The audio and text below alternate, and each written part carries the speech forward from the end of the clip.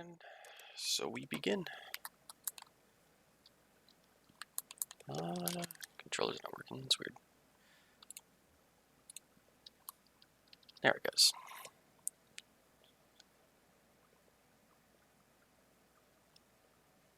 And everything. Let's go with the classic look.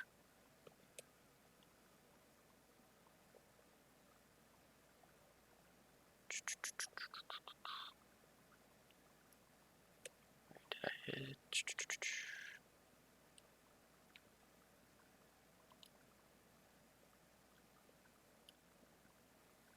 There we go. Let's go with notebook.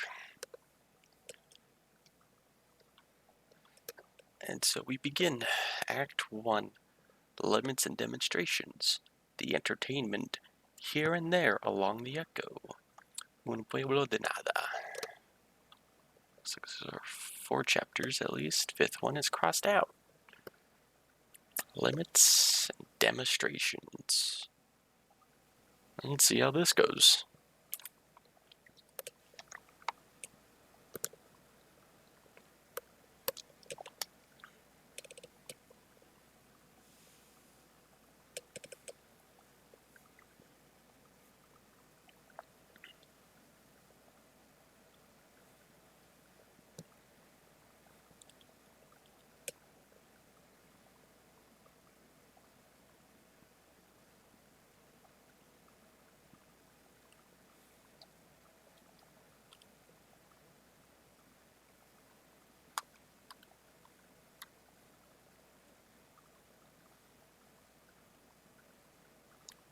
Old hound and a straw hat.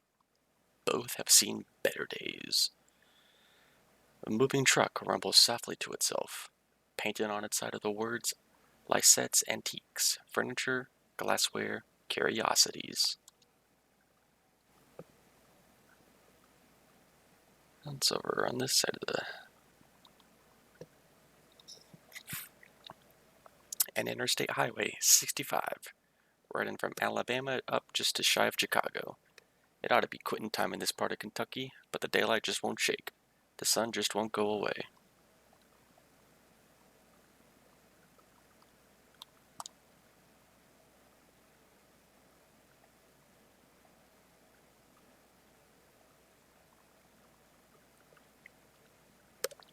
Joseph sits between gas pumps in a Queen Anne armchair.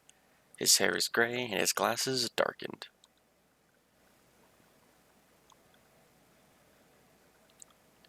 Damn, did you hear that wreck? A truck full of bottles. I don't know, beer bottles, whiskey, lost a tire or something, and spilled booze and glass all over the interstate. What a mess. I hope they don't come down here looking for anything.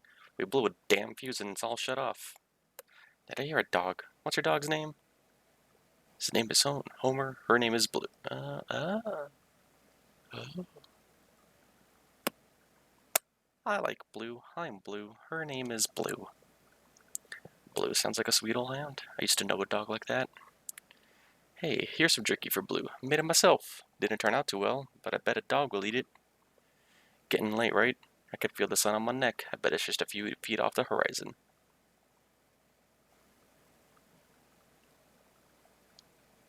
Yeah, I'd rather watch the sunset. I've got a delivery to make on Dogwood, but I'd rather watch the sunset. Yeah, it's the truth. You have to go to stop and breathe in that road. I bet while you're out driving, you let your eyes wander up the tree line and you just... Well, I bet you're more of a poet than old Joseph.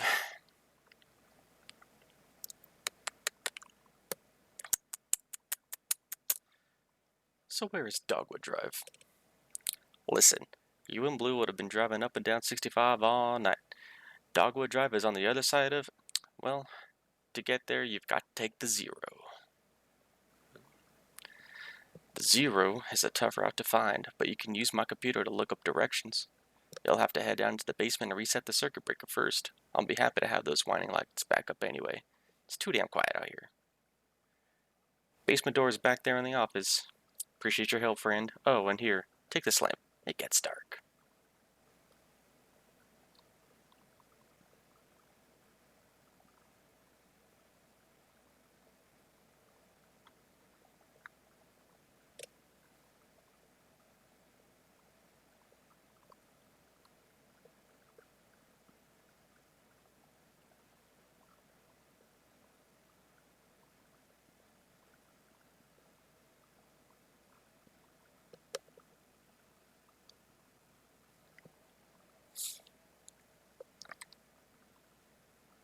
No.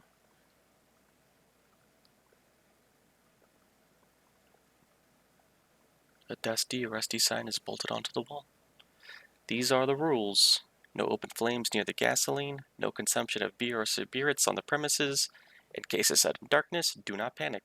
Relax. Count backwards from 5. Strictly limit the time spent in the basement to fewer than 3 minutes of every hour.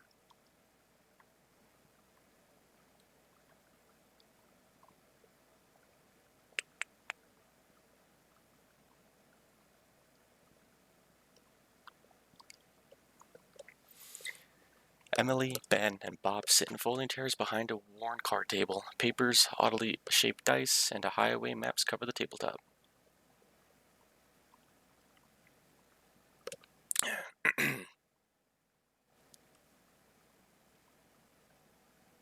Have you all seen the breaker box down here?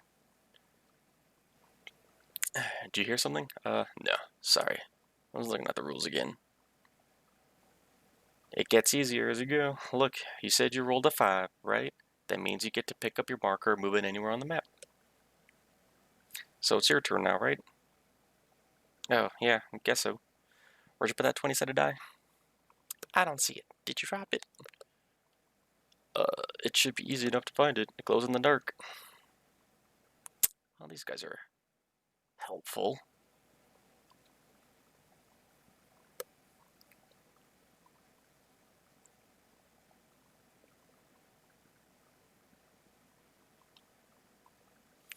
I think we're all down off to the left there, but I don't see it. Well, I'm not going to look over it. It's too dark down there. One of you go down and get it, and I'll just study the rules here. Oh, useful people. Oh, shit, no.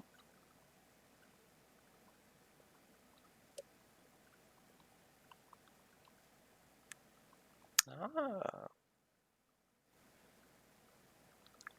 Number 5 is facing up. It's just a small piece of plastic, but it has a reassuring, almost comforting weight. Places it in his jacket pocket. Oh, shh.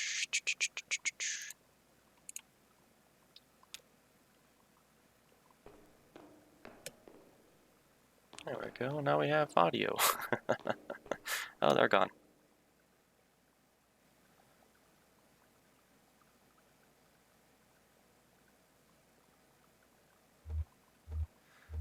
Let's give them their dice back. That seems like a good idea.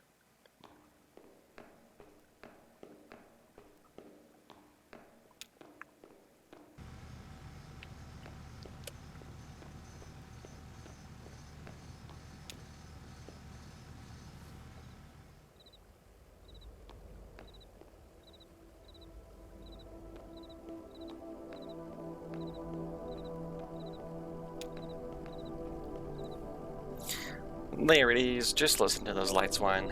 Yep.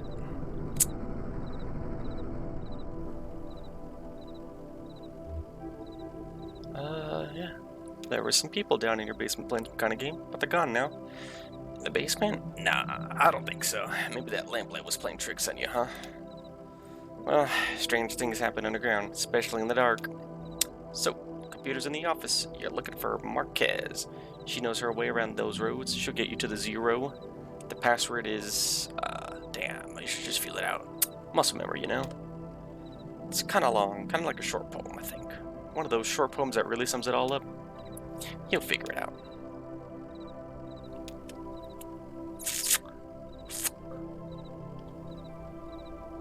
I'll look with that computer password. Maybe you're going too fast. Don't force it now.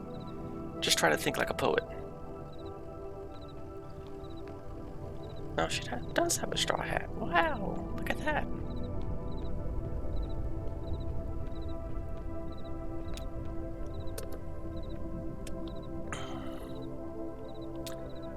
User. Obviously Joseph. Wheel slide loose, the stars drop away. I talk and listen to him talking. It's good. The stars drop away.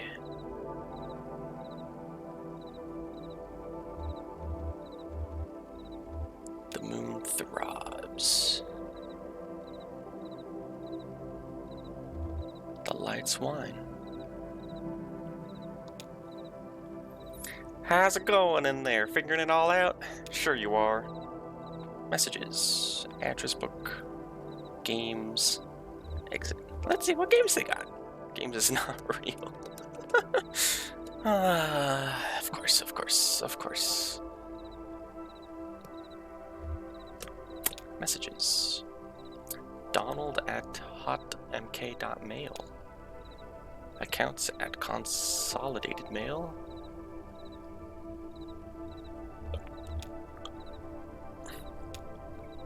Subject. Fragments dim of lovely forms. Joseph, I know it's been a while, and I know you're still sore, but there's a whole world in here, and we need your help to unmask it. Yes, the caves are cold and damp, and we are old and lame. Never mind. I can't remember why I even started writing this.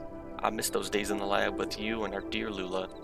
Maybe you found your own Xanadu. Well, so have I.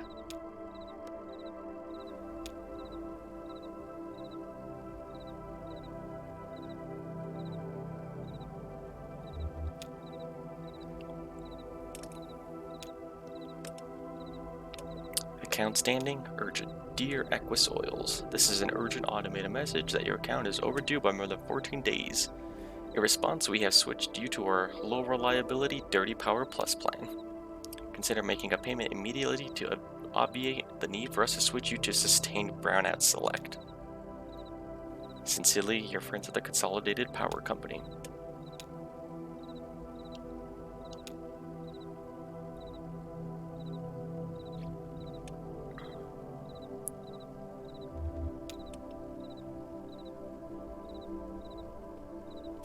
Alright. Let's get this address book.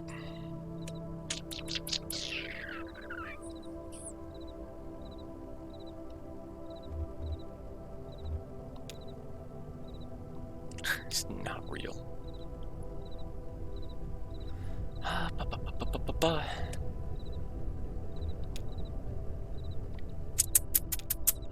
Of course. Just had to check. Did I hear power?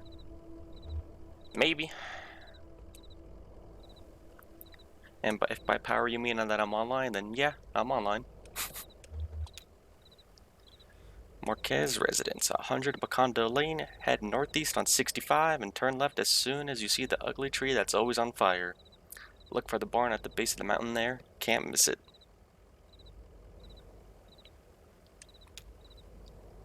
Got it? Out there on Macondo somewhere, right? Yeah, that's it. Hey, look, while you're down there, I loaded that old TV of mine into your truck. I borrowed that thing from Weaver Marquez a number of years ago, and now that the power is all weird over here, I can't pick up anything but static and public access anyway. She was always more of a reader, but maybe she wanted back at home. It's a nice TV. As far as I'm aware, this game is about an underground tunnel and some shenanigans that happen in said tunnel. It's a little spooky, scary, otherworldly, from what I can tell. Although, I haven't really read too much about it. So, here we are, playing it.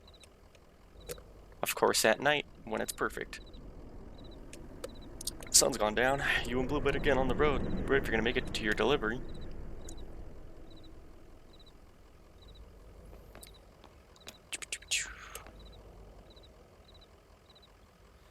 Conway scratches Blue right here.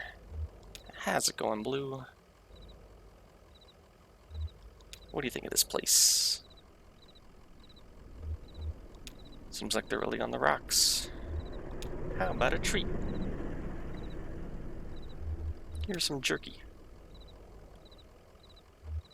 It reminds me a bit of your old man, Ira.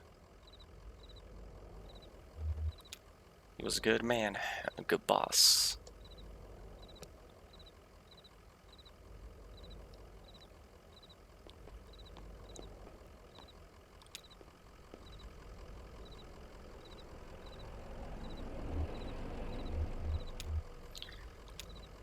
Let's get up on out of here.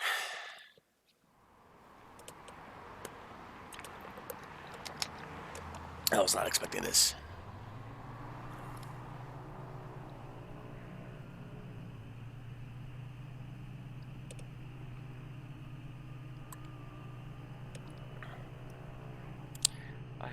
no idea where I'm supposed to be going. South. Let's check out the wreck.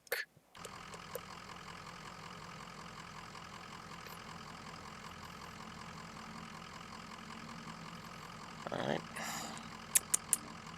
Let's see what's going on here. Those coffins.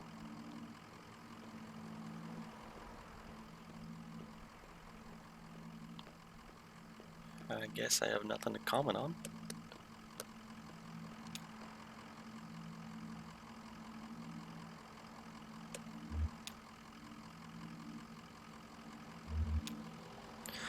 What a mess. Do you think anyone was hurt?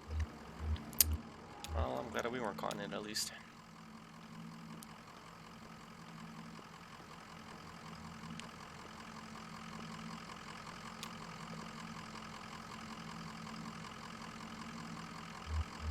He's distracted. Distracted by what?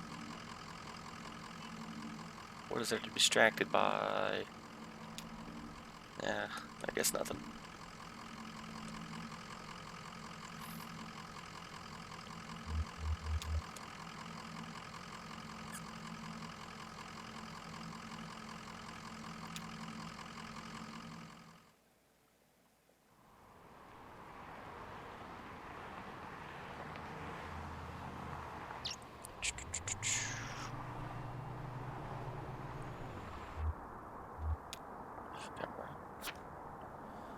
Heading northeast. Okay, so I go right and turn left as soon as you see that ugly tree that's always on fire.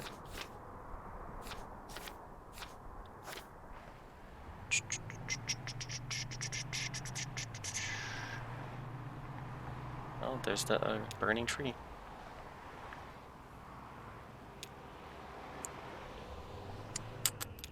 And here we are. The Marquez Farmhouse. Act 1, Scene 2.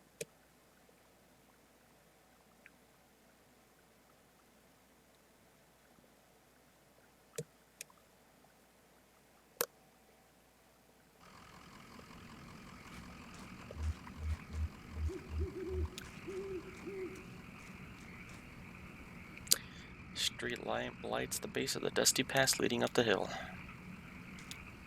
Alright, blue.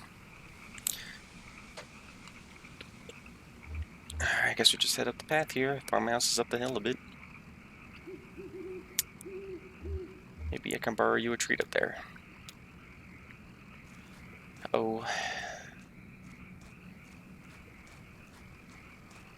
My old dog friend.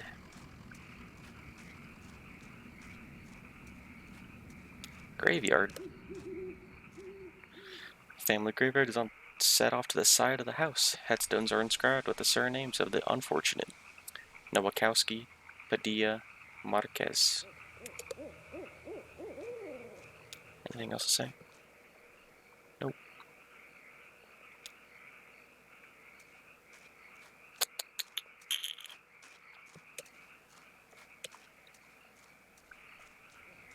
Nope, nothing over there either.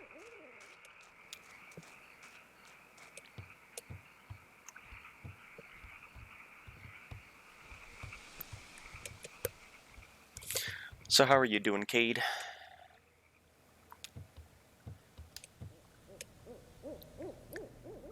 I was just thinking, what a lovely house we have. Do you like it? Have you been here before? Did you happen to see an owl? No, I've never been here before. I know, it must seem very strange to you. I was here when this house was built, so it's never been strange to me. There used to be another house here, but we had it destroyed, and we built this one. It's very expensive, we got quite underwater. What do you do for work? Is it too difficult, or do you like it very much? I was once a mathematician. I'd like for something in particular here?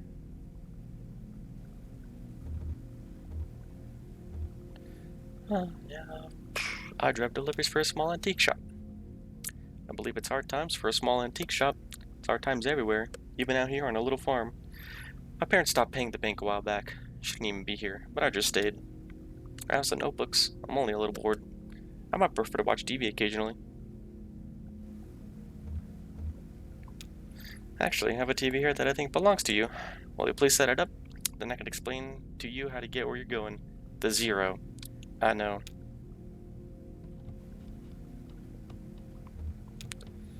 The stove. A disused, weird-burning stove is set up in the ash-dusted corner of the room.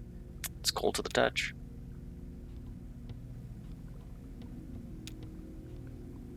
An abandoned spiderweb stretches across the bottom of a saucepan. The skillet is seasoned with dust.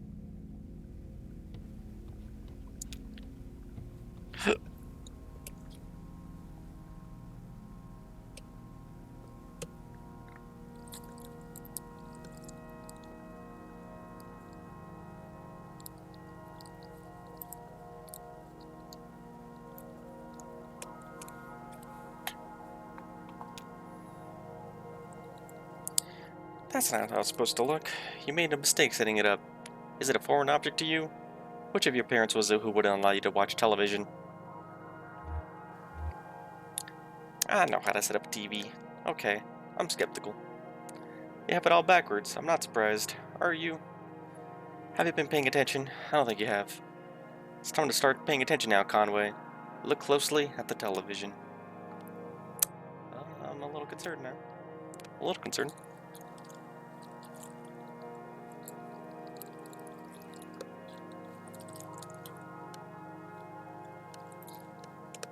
Horses. Hey, wake up. Spaced out for a minute there.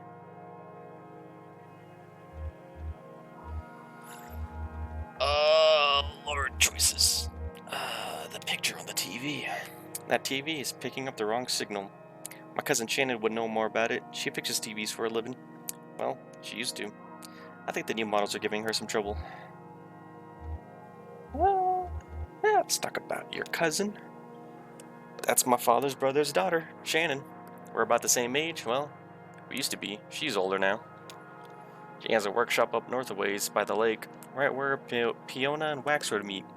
It's a big bait and tackle shop, and she fixes TVs in the back. Do you like fishing? Honestly, I'm not convinced you should bother with the zero. I'd much rather you find my cousin to fix my TV. But I'll get you headed the right way.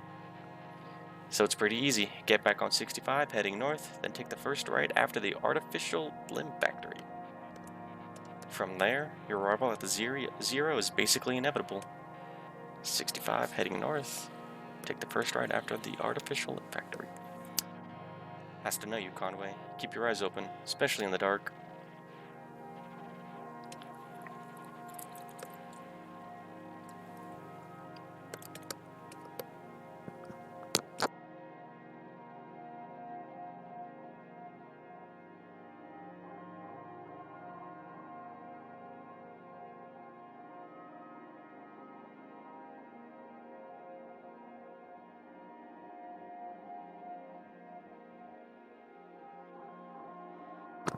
Well, alright then. I guess she's gone.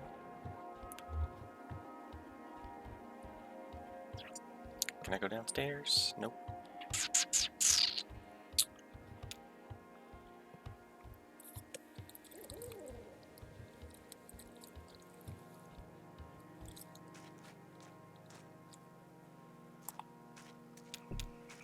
Ah, shit. No. Didn't mean to click that.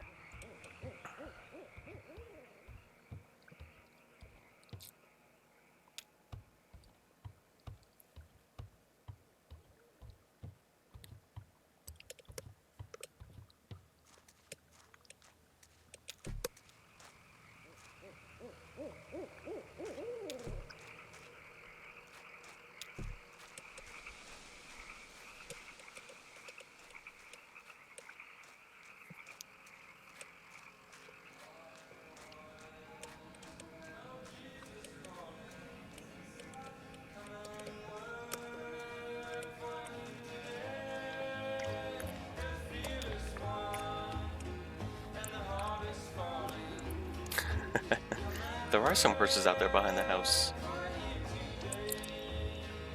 Remember the horses you and Lessa and Ira had? You just don't like to sleep in the barn either.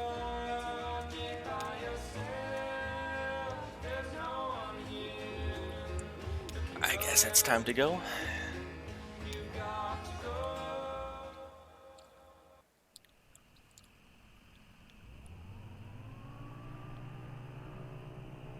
there anything up here?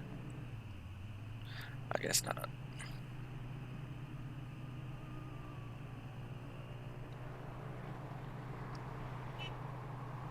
Oops.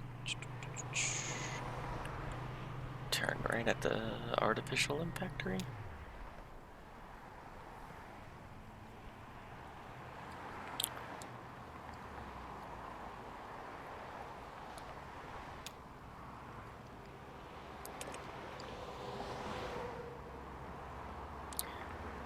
Edge of the building's parking lot. A large sign, partly obscured by trees, reads artificial impactory.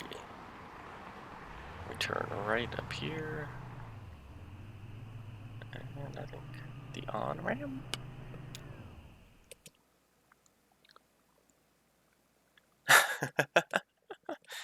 I don't listen to country music, so I will not be playing it in the background. But this game takes place in Kentucky, so I wouldn't be surprised if we hear it a lot.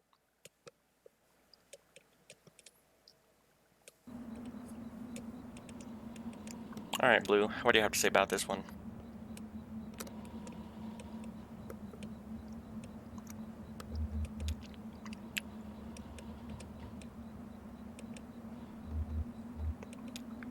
Not sure that lady was right about the on-ramp due to the zero being here. Better look around though, must be down here somewhere.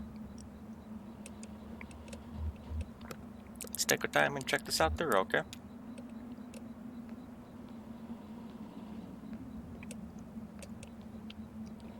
That's it, just entrance in the truck. I guess we thoroughly checked it. If you don't see KFC then. I'm not sure what time this game was set, but I don't think we're going to be seeing a KFC. Sorry to disappoint you.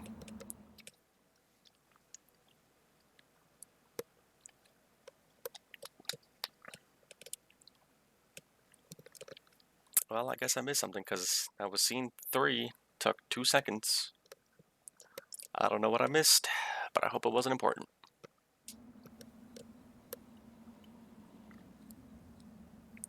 Shannon speaks into the large brick cell phone held up to your ear. I guess I'm playing as Shannon now. Let's see. It's $200 for 2 weeks. Yeah, it's kind of is an emergency.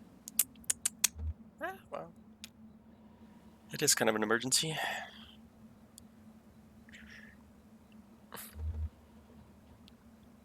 But can I trust him not to just change the locks?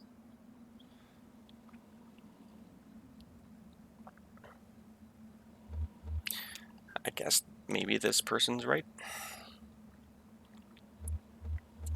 I'll talk to you tomorrow. Love you. Oh, hey, it's me. And me.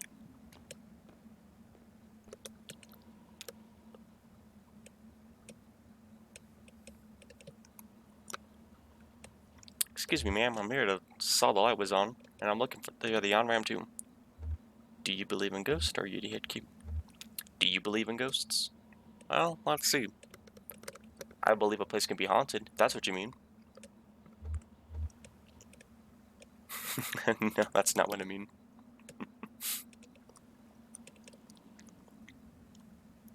Well, okay. I've run across a few people who acted like ghosts, kind of there, kind of somewhere else. So what brings you to this old mine tonight? Here's what it is. I drive deliveries for a shop called Lisette's Antiques, and I'm now trying to finish a job. You're making a delivery to the mine? Oh, no. I have a delivery for 5 Dogwood Drive, and I can't remember ever seeing that address before. Now I heard I need to take a highway called the Zero. So I met this young lady, named of Weaver Marquez, and she sent me this way, and so here I am. Uncommon kind of place for an on-ramp, but that's what it's been like so far anyway with... What? Weaver Marquez, do you know her? So you saw her. Tonight. I know Weaver. She's my cousin. I'm Shannon Marquez. Ah, you're the one who fixes televisions. That's right. Did she tell you that too? Of course she did. Weaver doesn't lie. One time when we were younger, she told me my dad had been in a terrible car wreck. There was crushed metal everywhere, and we'd be hearing it echo through the house for years, she said. I was very upset, crying, and then my dad walked in the door. Just come back from a trip to the junkyard collecting scrap metal to fashion into wind chimes. That seems like a lot of me. I don't know. I was angry, but she said it wasn't a joke, and it wasn't a lie. At the time, I thought she meant it as a riddle or a puzzle. But Weaver's not a puzzle. She's a mystery. So what are you doing down here, Shannon? I talked to Weaver earlier this evening, too. Or anyway, she talked to me. Said I'd tell her she's listening sometimes. Weaver told me I had to come down here to the old Elkhorn mine. She said I'd find something I've been looking for. Well, what are you looking for? I'm not exactly sure. I have a few ideas. I'll know it when I see it. It's not such a bad thing you showing up now. All told, I'd rather not go down there alone. Your doctors stay up here, though. It's no place for a dog. This is an old mine. It runs pretty deep and tangled. If we're going to go down into it, find your on-ramp or whatever else, we've got to keep our bearings. I don't want to get turned around. I've got some gear here to measure conductivity, frequency response, stuff like that.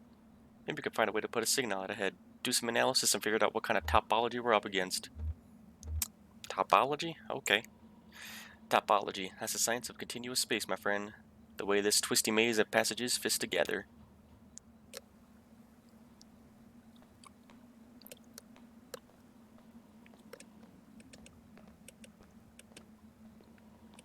Oh, guess I'm going this way.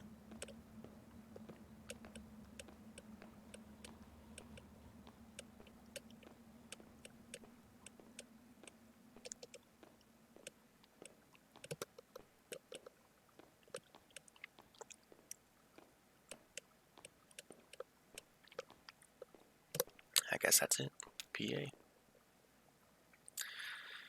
That runs into the mine's PA system. Do you think it still works?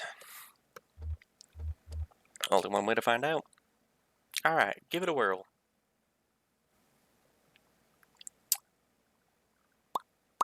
Choices, choices, choices. Ah, ellipses. Always a wonderful choice. Is anyone down there? Nothing. Oh, there's no power. Yeah, okay. Even when this old mine was up and running, it was tricky to keep stuff powered. You know, the money used to have to pay just to run the fans and the lights. Yeah, they got paid in these shitty plastic tokens. Coal script, you know? And if you want to run the fans for a bit to clear the air up, well, have to put a token in. My parents used to work here, so did Weaver's parents. I guess a lot of folks' parents worked here. Can't we power it up? But we just have to free up some power for the PA system. Everything is rationed. Here, set up that lamp of yours and I'll go and plug these ceiling lights.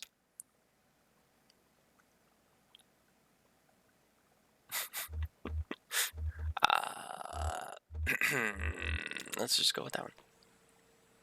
I heard the speakers back here crackle a bit. It's on now, right? Try saying something in the mouthpiece. Well, okay, I hear you. You need to measure the echo delay time and figure out how deep the tunnels run. Just make some noises into the mouthpiece.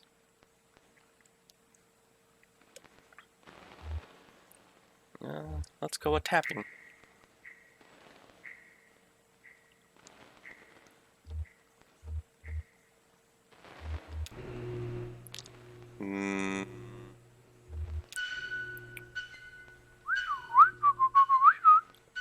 Damn, that's a long delay. These stones run deep. I bet some of them have ruptured or joined up with the cave system. Alright, I set up my spectral analyzer, so just say something into the mouthpiece and we can get a sense for how narrow the mine tunnels are. Don't be shy, just say anything that comes into your head. Tell me your story or about something. Or what did you have for breakfast today?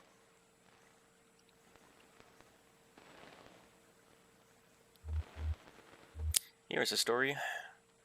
I used to work doing roof repair. We even fixed up a church roof once. Seemed like a big project, but doable. Then a thunderstorm hit, and it was too late anyhow. Got it. Looks like the tunnels are pretty cramped. Yeah, low ceilings. Hope you're ready to stoop a bit. You're probably used to it. One more test. Just need to figure if the air is breathable, or if it's too thin or too dense. Just sit real close to the mouthpiece and breathe. I'll measure the resonance of your breath with the air in the tunnels. Just try to relax. Try to breathe naturally.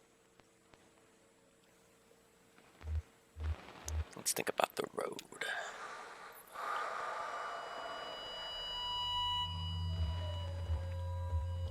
Remembers a moment when he was younger.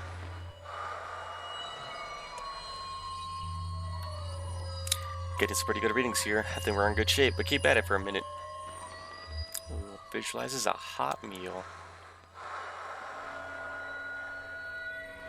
Breathes and relaxes a peel of feedback and loose rock engulfs him. What?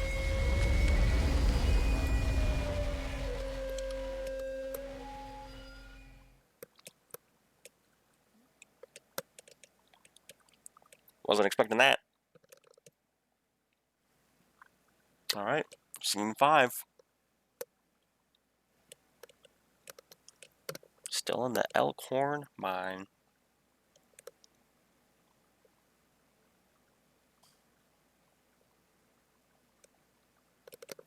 Jesus, are you alright? What the hell? I'm okay. I've got you, you're alright. Shit, your leg is pinned. I'm gonna pull you out. We have to get you out of here. There you go. Okay? You hurt? Can you put any weight on that leg? It's fine. 'Tis but a scratch. Just try to stand up. Careful. I'm right here. Damn. Don't worry. I've got you. That leg is in bad shape. Here, let's get you onto the tram. There we go. Now, let's see if this thing has power. Well, okay, there's some luck, right? You should be able to ride this tram right out of one of the auxiliary exits. If there are any. I think there are. I don't know about Weaver. We'll just find the exit and then figure out what to do from there. That's our first priority. So the controls are over on your side. Let's get moving.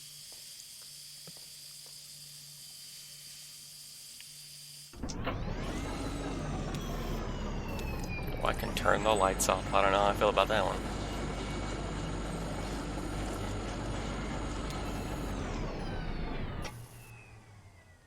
Does something happen in the dark? I don't want to test it. We'll just move along. Nice light. Keep ourselves visible. Alright, this is getting odd.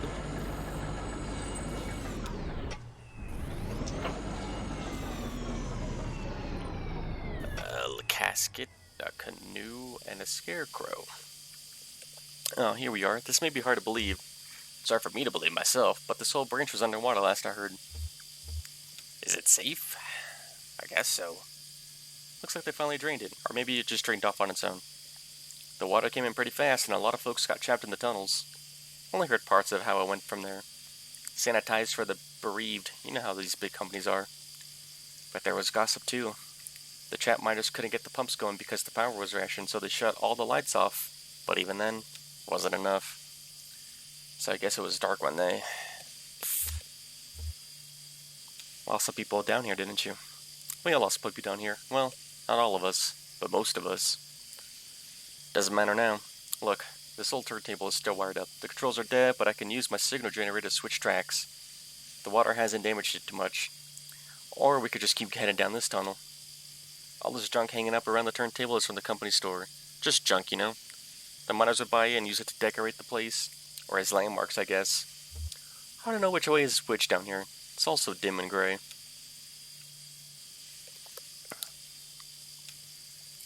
We're on the track between the animal bones and the rowboat, so...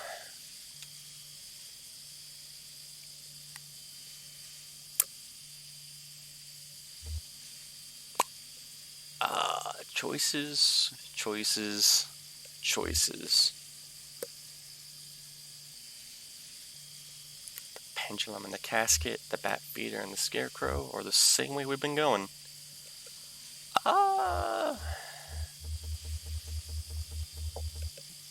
Let's go with the bat feeder and scarecrow.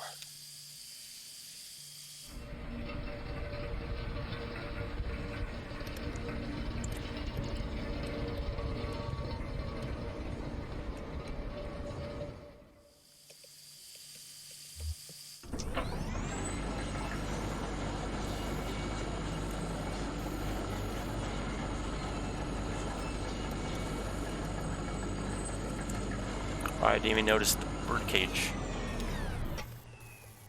That's pretty neat. Well, that went nowhere. Tracks are all messed up here. This tram isn't going any further. I wonder what's down that tunnel.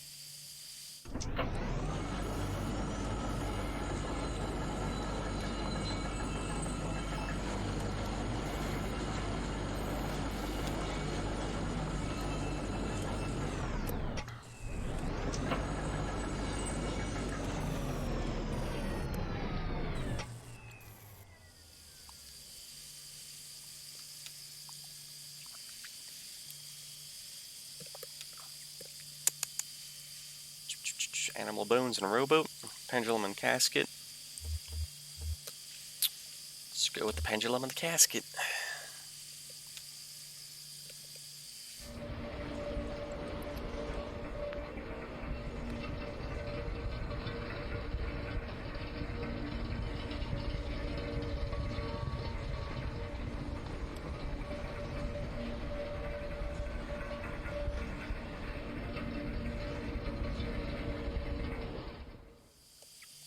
Alright, let's see how this one goes.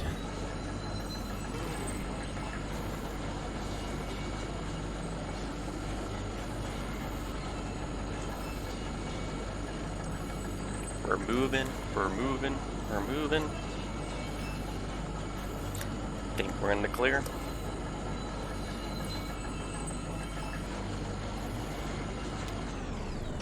And here's a tape player. A dusty reel-to-reel tape player stashed between the track, loaded with tape, but starved for power.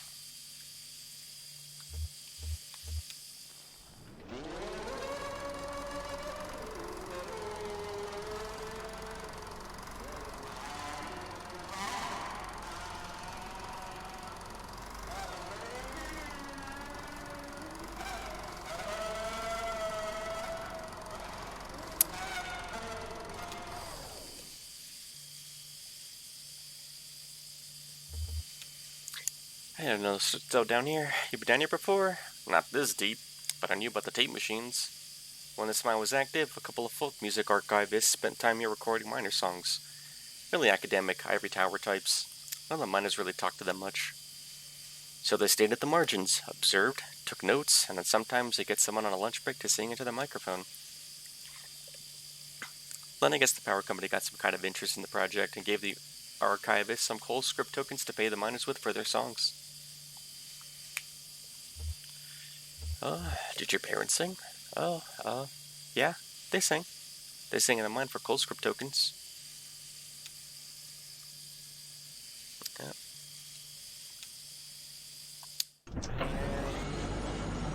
Onward we march. And back we go.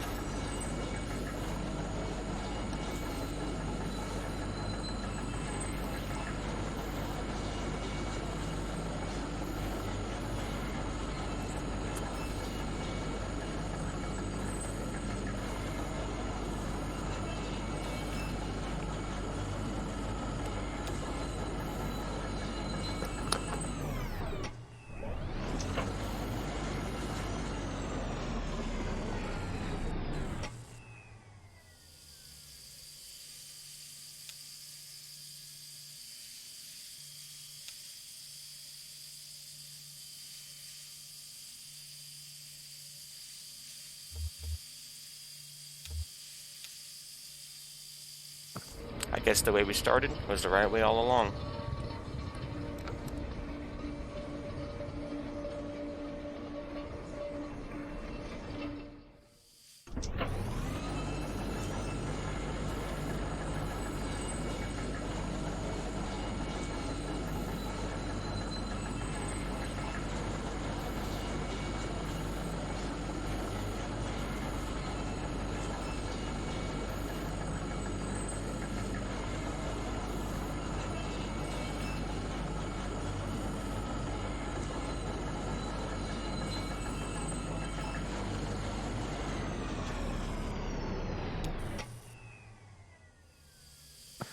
Thank God, okay.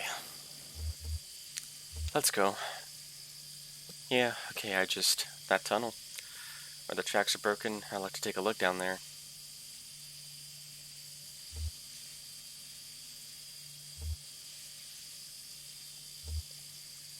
Yeah, do whatever you need. I'll just wait for you here. Thanks, I'll be right back. Not like Conway can move much.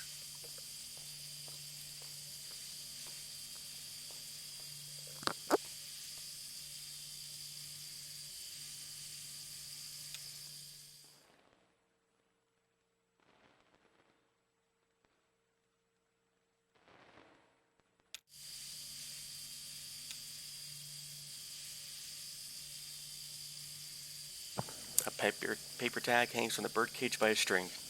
Canary, 25 tokens. Canaries sold at the company store. Do they also sell respirators? No bones in the cage. The bird must have been set free. Or maybe the cage was cleaned. There are cardinals at the Louisville Zoo, and other birds. Ostriches, eagles, emus. No canaries. Too common? Too small? Maybe.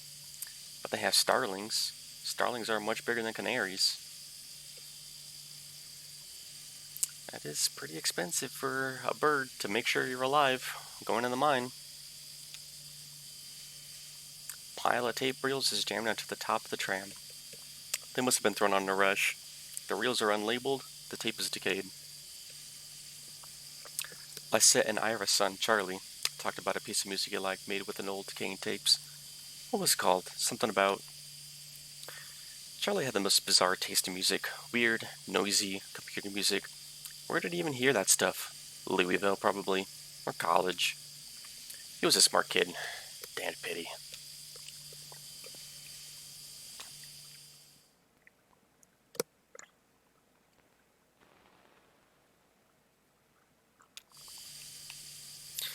I don't know if anything happens in the dark.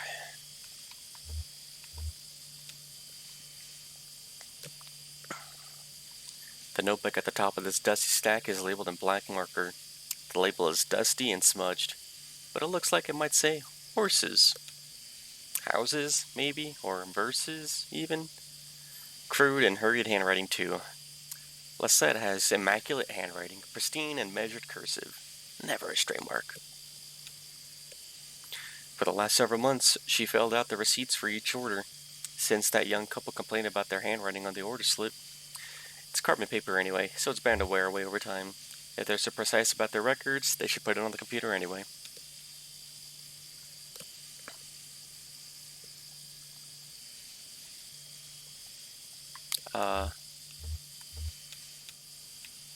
Should I wait longer? Probably. Maybe.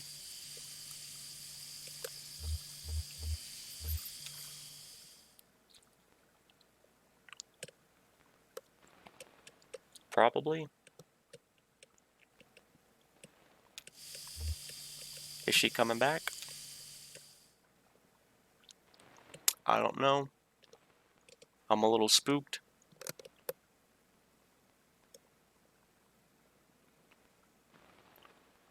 Give it a few seconds.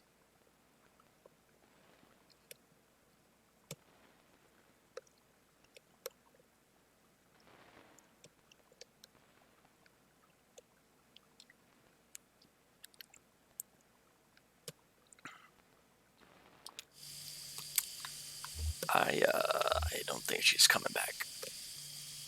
I think we just move on.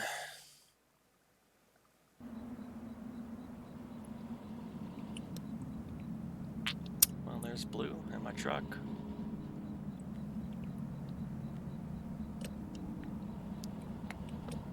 And there's me, hobbling along. Seem awfully broken and defeated.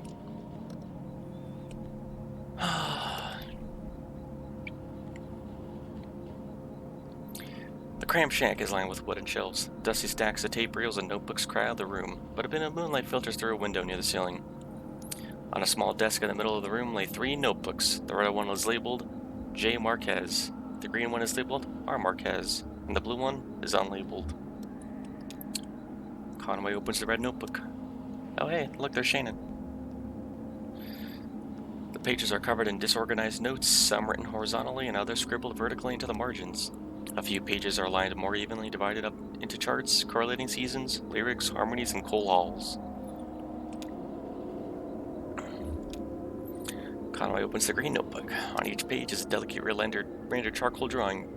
Most are portraits of rugged faces. Near the middle of the book, there are a few drawings of a young girl in a miner's helmet. She plays along the minecart tracks, collecting pieces of wire. In one drawing, another young girl sits nearby, intently studying a book. Blue notebook. The notebook is full of Greek letters and cryptic mathematical formulas. Near the back of the book, what first looks like it might be... Oh yeah, this place. These notebooks are labeled Marquez. Your parents are the archivists? No. Weaver's parents are the archivists. My parents are miners. Has the leg. I can walk on it, but it's slow. Well, I'll try not to get too far ahead of you. You don't mind me hitching a ride, do you? Kinda got a lift out here. I wasn't sure if, when I'd be heading back. I could drive. I can handle it. I still need to find the zero. I guess I should look for another route to Dogwood Drive. Yeah, alright. Well, maybe asking Weaver about the zero was the wrong place to start. Maybe we should just ask her for specific directions. Her answers are complicated enough without a layer of indirection at the question. I saw Weaver around my workshop. That's up north by Lake Nolan, right at the Wax and Peonia. Peonia. And the back of a bait shop. Pretty glamorous, right? These are the times we live in. She said they're up there or back at the farmhouse. Whichever you want to head first, just let me know.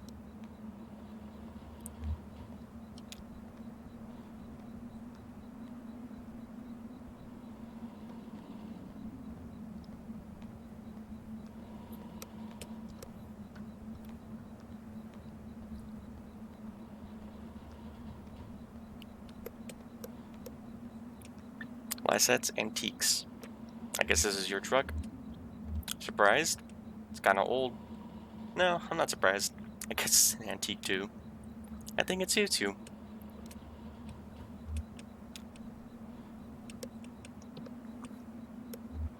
Blue, this is Shannon. Nice to meet you, Blue. I've got some dried banana slices in my bag. Would you like one? Take care of your friend here. There's more where that came from.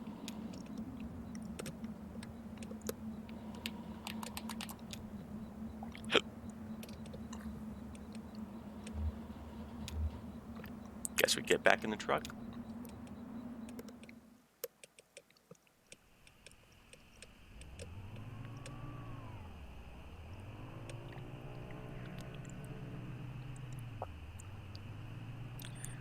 Back north we go along the 65. Right, was it north?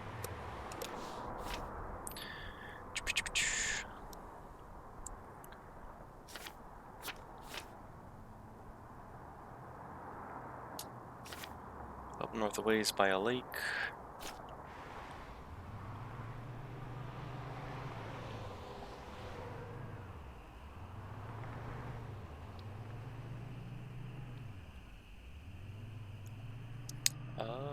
Don't know where this road is that they're talking about. Cub Run Highway. Raider Hill Road.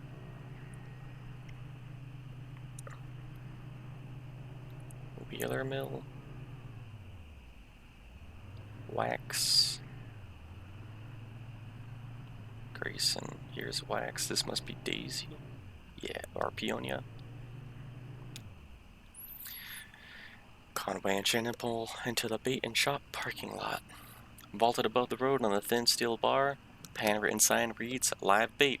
Minnows, small and also large for stripers. Stripers?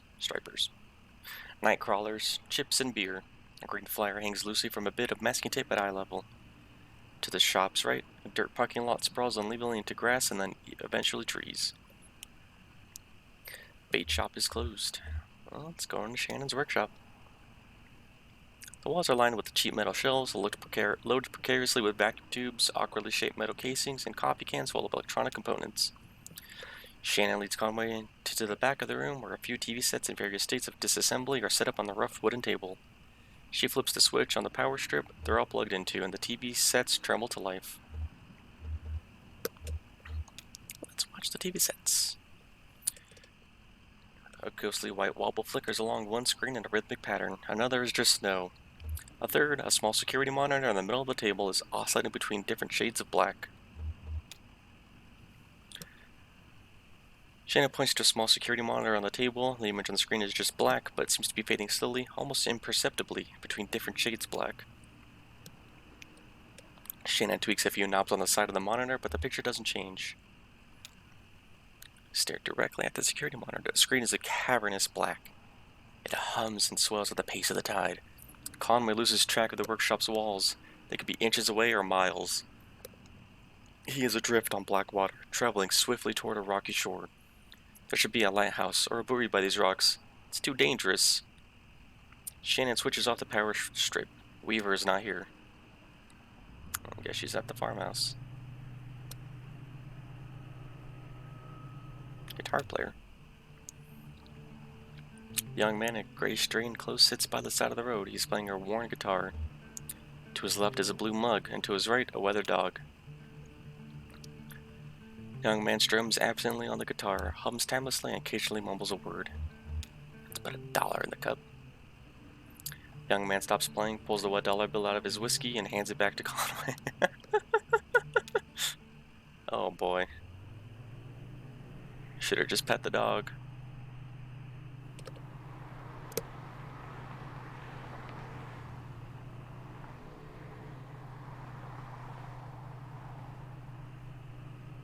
Has to say about the brain tree. Nope. Back to the house. And here we are, scene 6.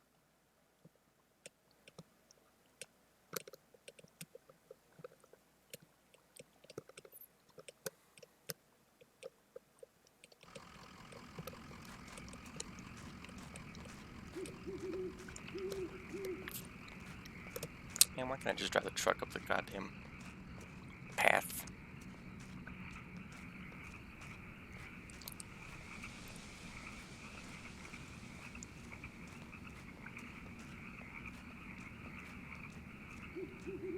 Oh, nothing that way.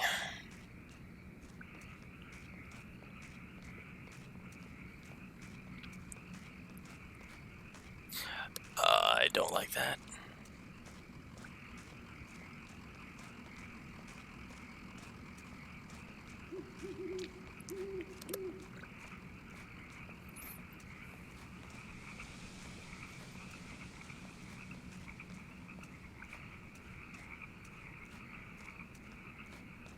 I am moving incredibly slow.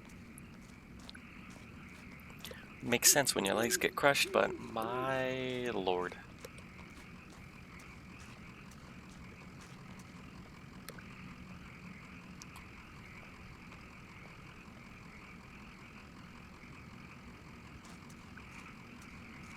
There we go. That's a bit quicker.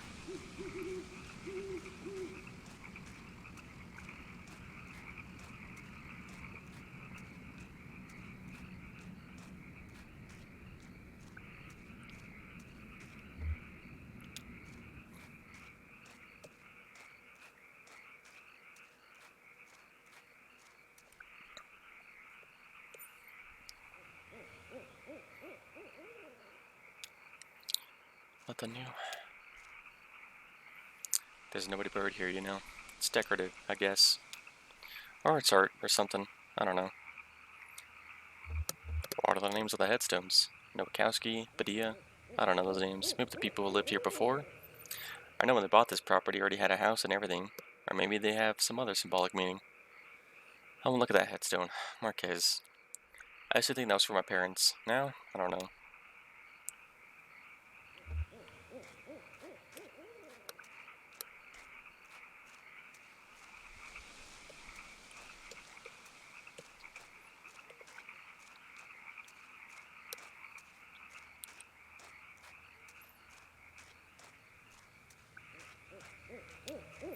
I guess it's only to the house.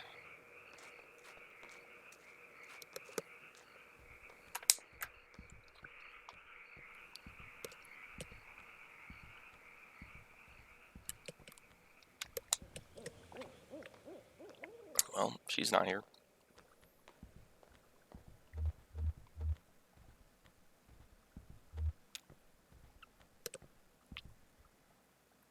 So, this is where she was?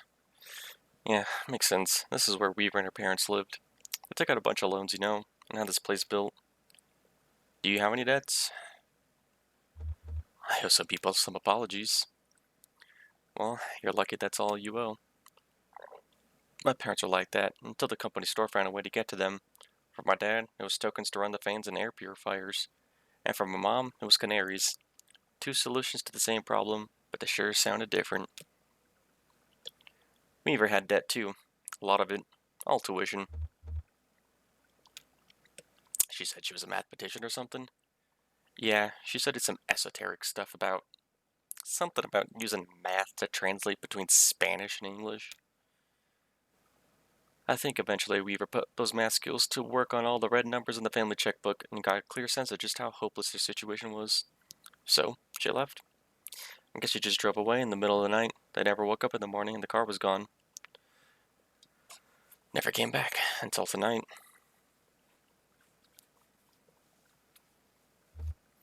Someone else told me to come here and talk to her. Huh, okay. I guess we two aren't the only ones she's been talking to.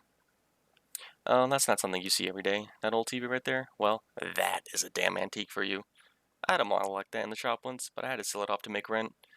Most painful decision I ever made. Say, do you mind if I open it up? Looks like the dials are all corroded and the screen is leaking a light a bit. Come on. I bet Lisette would never forgive you for letting a specimen like that fall into disrepair.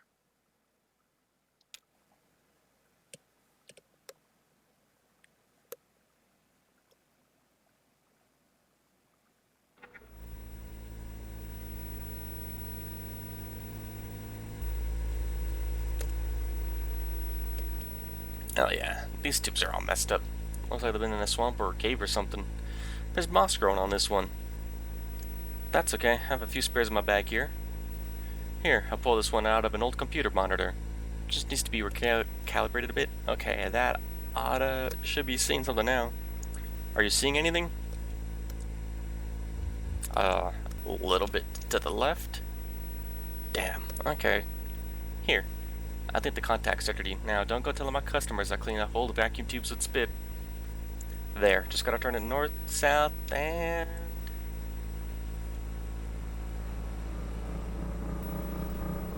I don't like that. Well, hey, there's, Kentucky Route 0. Looks like we found it.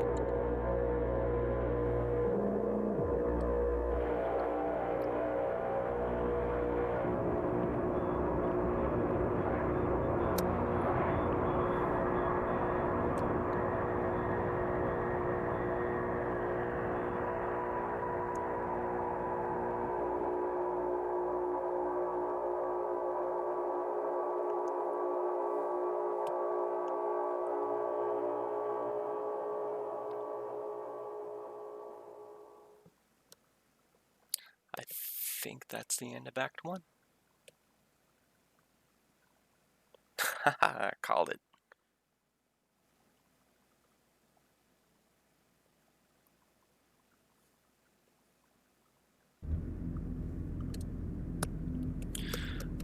Oh boy.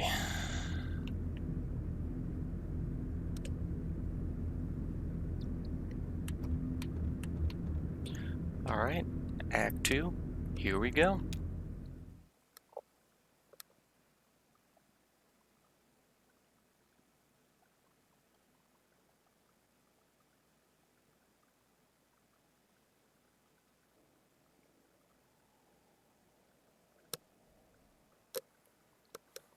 Limits and demonstrations. Alright, alright, alright. Something new, something new. New person. Wall text. Limits and demonstrations. A Lola Chamberlain retrospective. Marking the first major public showcase of a work in over 20 years, this retrospective exhibition of work by pioneering installation artist Lola Chamberlain compromises a diagonal slice through time, place, and form. The pieces on display here were individually debuted over a period of 35 years. designed in Chamberlain's various homes and studios between her beloved Mexico City and her native Elizabethtown. They represent a range of scale and impact from the intimate warmth of Vertex Texture Fetch to the infamous Visage, the latter of which requires a vertical clearance of over 30 feet. Yet these works share a confounding legacy. In each of their debut exhibitions, they were nearly impossible to install. Galleries and museums balked at the scale, power requirements, and highly skilled labor involved in maintaining these works for display. Some of their debuts collapsed under the weight of logistics, only to be successfully executed much later. And so, just as they described the outer limits of Chamberlain's range as an installation artist, the geographical edges and vertices of her itinerant home life, and the beginning of and end of her distinguished career, the works on display here also trace the extremes of our capabilities and the frontiers of our patience as both viewers and exhibitors. Are we capable of viewing these works as they were meant to be viewed? Do we even want to be?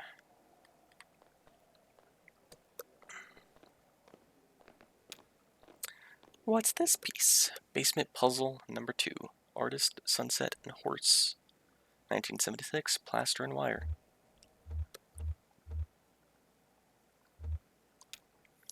What do you think she meant by puzzle? Yeah, weird. I guess it's something you can solve. That must be symbols. Artist, sunset, horse, or is it an anagram? Or like a code? Oh, it's Emily, Bob, and Ben. From the whatever game they were playing in the basement. Or it's just misdirection. Maybe it's not a puzzle, but it's just about a puzzle? Maybe it's a puzzle, but there's no right answer. That is kind of sad.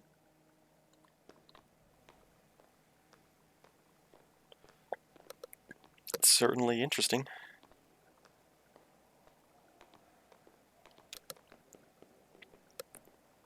Overdubbed Nam June Pike installation in the style of Edward Packer. 65, 73, 80. Magnetic tape, handheld tape playback head, speaker system, voice of the artist, computer synthesized speech. I read about this one. It's interactive. How does it work? It's a bunch of old tape, and you run this tape playback head along it, and just listen to the recordings, I guess. Let's try it out. I think you start in the middle. As Bob drags the playback head along the tape, a woman's voice issues unsteadily from the speakers. We start in the middle. Donald and Joseph are in the hallway. I am in an office. The walls are lined with filing cabinets. A few drawers hang open. The door is ajar. A massive computer looms in the corner. There are some punched cards on the floor.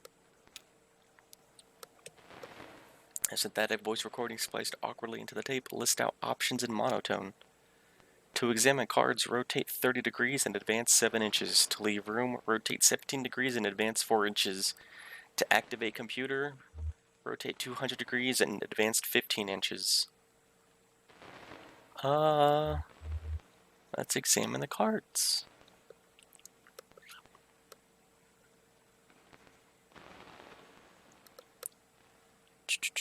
Encoded in the holes punched through these cards is a first draft of Poetic Subsystem. I can't read punch cards by sight. Donald can, I think. Anyway, this version was pretty underwhelming.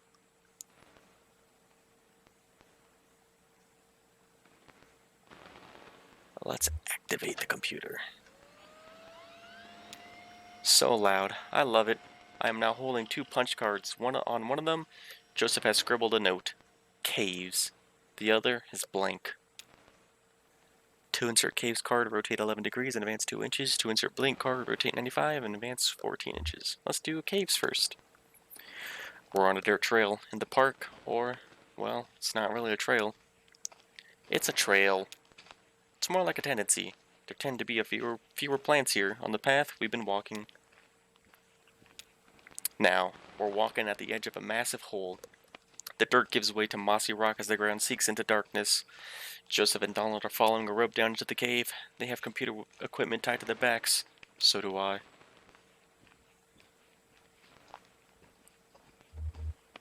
That's the only choice.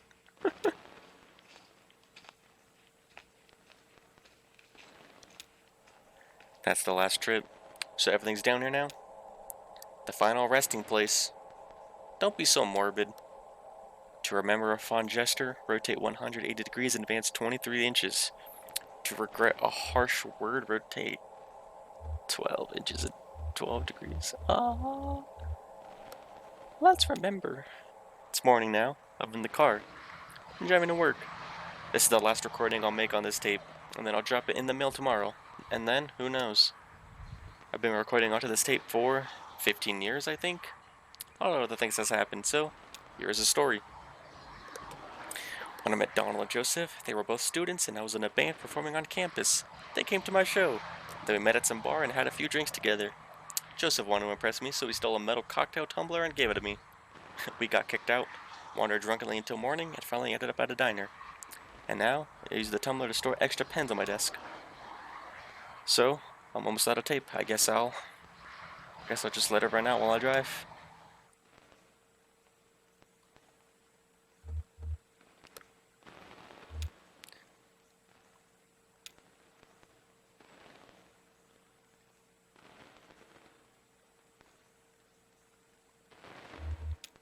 Maybe we missed something. Can we skip back a bit?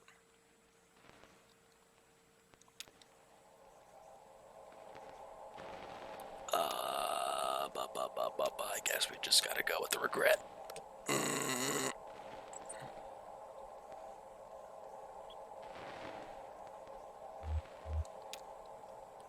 It's late morning now. I'm sitting on my desk on lunch break. This is the last recording I'll make on this tape, and then I'll drop it in the mail tomorrow, and who knows?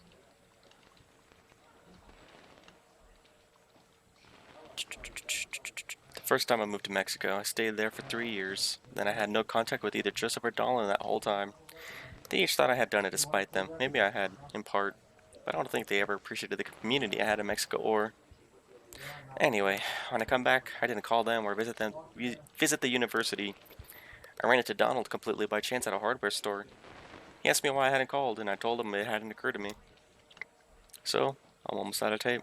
I guess I'll just let it run out while I eat.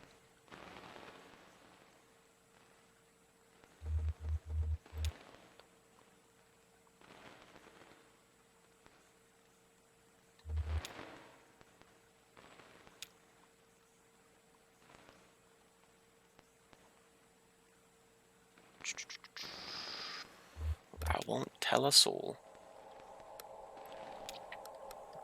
Think of our work, our research. You'll die in these damn cold caves, and what about those men? You know they'll come back. We'll go deeper, that's all. They'll never find us. Did you hear their voices? They'll find you, but not me. I'm going back to the surface. Stop! Your stupid fight is ringing through the whole damn cave. Joseph is right. We can't stay here. I'm leaving too. But I'm not going back to the surface. I'm taking my station wagon and I'm heading down to zero. You'll be lost forever. But we need your voice for the machine, Lula. It only recognizes your voice. I'll send you this tape when I'm done recording. I'll put it in the mail, and then you can see what your damn machine does with it. Oh?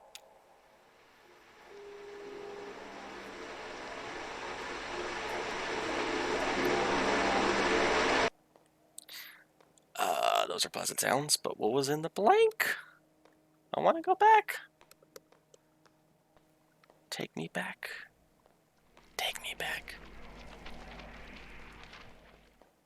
Can we go back? No?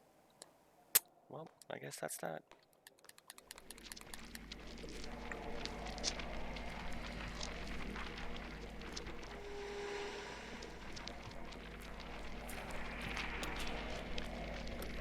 Title card, Visage, 84, unknown media. What is that made of? What kind of machines are those? It's a mystery. Looks like ribbon, bandages. Oh, have you seen The Invisible Man? It's slice a visage to build a visage, a puzzle to its owner. What? It's a poem I read. I think it was written by a computer. It sounds like it. I think it's lovely. That's it. So we gotta come in. This masterpiece.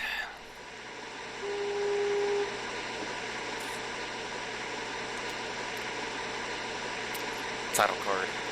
Vertex texture fetch. Tree. Television. Suspended cathode ray tube. 68. Found materials. Bob, this seems like your kind of thing. The most recent Invisible Man movie, I have not seen it, but I have heard about it.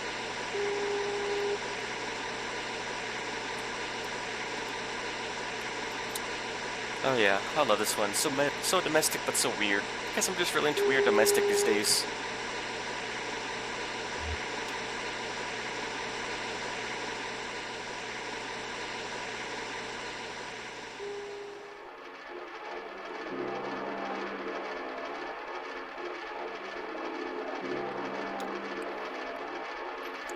Title card, spinning coin, suspended. Correcting for angular motion, 76. Found materials. Feels so strangely alive. Yeah, like it's about to fall over. I mean, the coin's about to fall over? I mean, the whole thing's about to fall over? Yeah, kind of anxious, right? I feel like we startled it, and now there's this uncomfortable pause. I feel really drawn to it, but it just makes me nervous.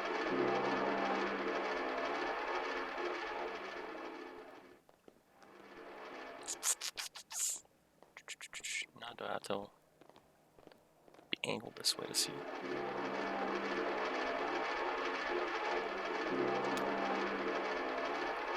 Yeah, I guess I'm ready to go. Yeah, need to get to work anyway. Agreeable grunt.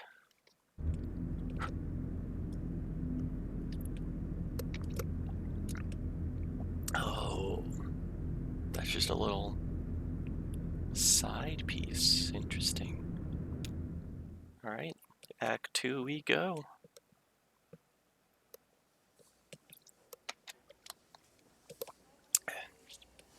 Attention, Lola Chamberlain, your application. Thank you for your application to the Gaston Trust for Imagine Architecture's annual fellowship. We received a record number of applications this year, over 100 in total, and regrettably, we can award only one fellowship position per year.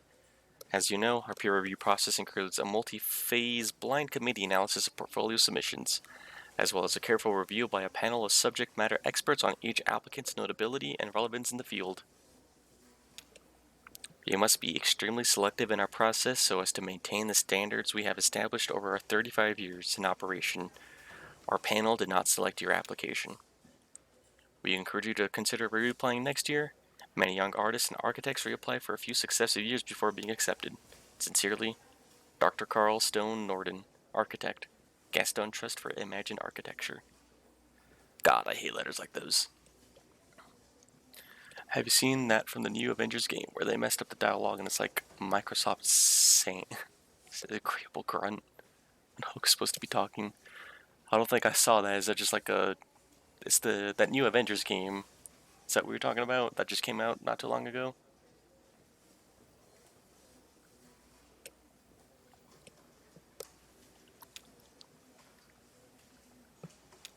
Sorry for the condescending the form letter. Love your work. Unfortunately, I just do the mail here.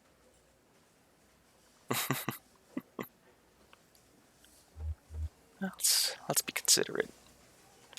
Let's not kill the messenger. Let's open up folder of proposals.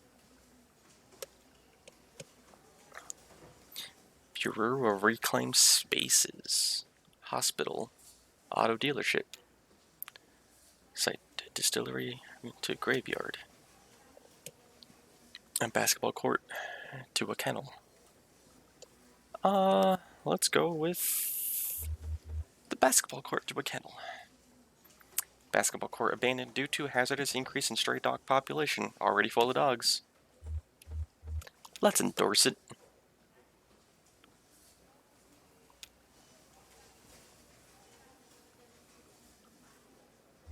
Alright.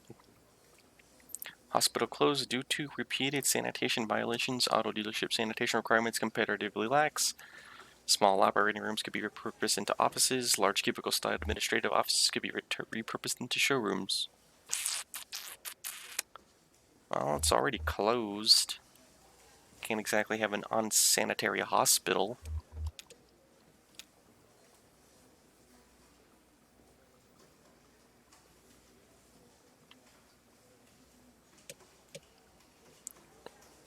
Rick clears his throat. Busy? How are you, Rick? I shouldn't complain. So? Did you get my note?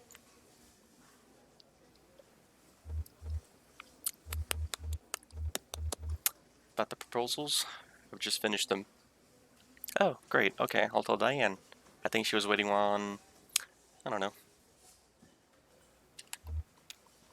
So, how did your application go? I was in the mail room and I saw you got your letter back. Sorry, I don't mean to pry, I just saw. It's fine, Rick. I'm not going anywhere. How's your goldfish?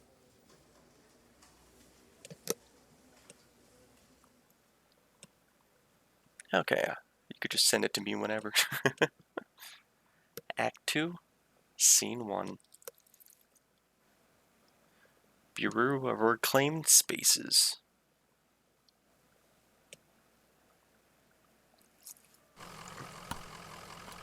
Oh boy. Back to this trio.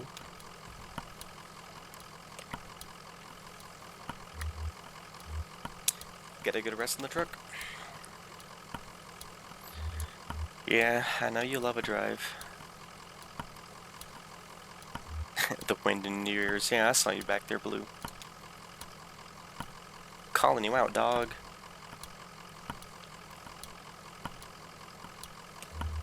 Maybe someone here can point us in the right direction. Yeah, looks like they're still open. Must be the night shift. What do you think they do here? Looks like an office building. Yeah, an office building in a cathedral. This is weird, but do you think we're inside or outside right now? I'd wager both. Okay, very poetic. Maybe someone around here has a better sense of direction.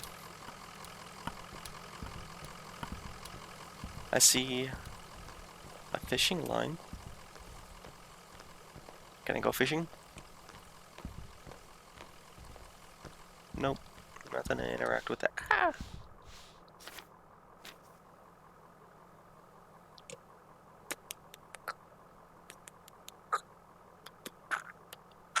Wait, did I miss lines to go?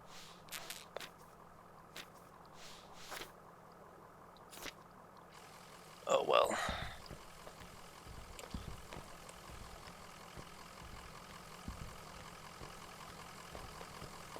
Can I go down these stairs?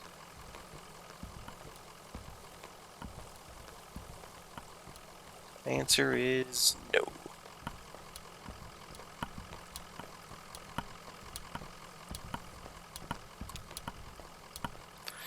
End of the line. Seems that way. Not for us, I hope.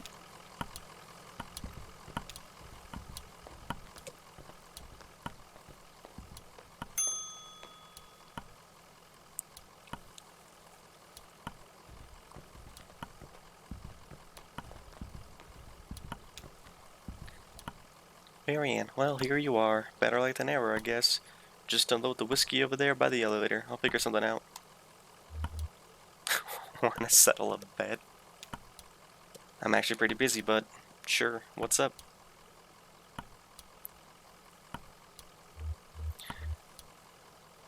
Can you both be inside and outside at the same time? Wow, okay. Is that like a philosophy thing, or are you just lost?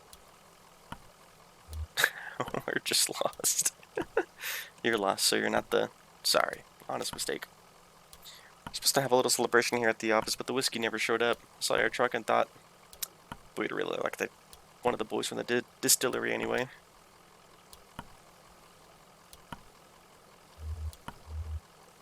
What is this place? Well, it's clear. You're new to this territory. I expect you just mean to be passing through. We're looking for Dogwood Drive. Do you know where that is? Dogwood. Nope. You need to talk to someone upstairs about that, one of the map clerks. But first, we gotta get you in the system, so you need an appointment with one of the ingestion clerks. Now, let's see. Rick is booked proofreading drafts all afternoon, and Wanda's out on a site. I think I'll make some calls and see if we have anyone free. There are some books over there in the waiting room area, or just take a look around. Have you seen our new grotesques? Grotesque what? I don't know how I feel about that one.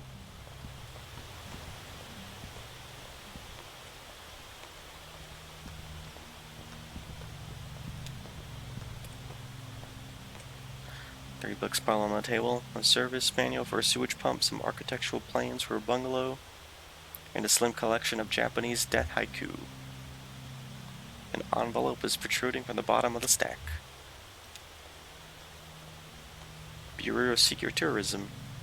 It contains several small handwritten brochures with ritualistic directions to bizarre locations.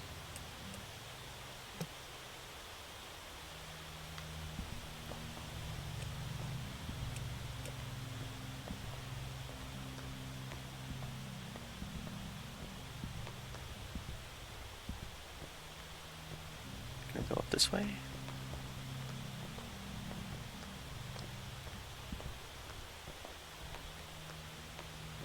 I guess it's nothing. Maybe I probably shouldn't go behind the desk. Probably a good idea.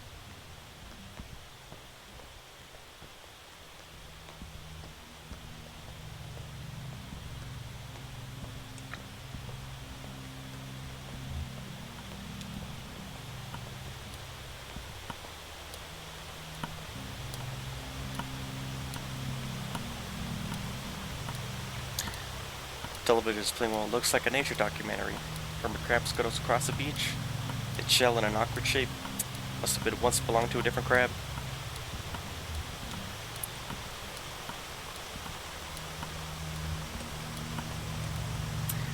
Television is playing an instructional video on elevator design. It is crucial to maintain proper lighting in an elevator. In the absence of sight, passengers' sense of motion is greatly enhanced. The passengers should never feel as though they are physically ascending or descending. The elevator should create the illusion that the building is flat. This is the mark of a successful elevator design.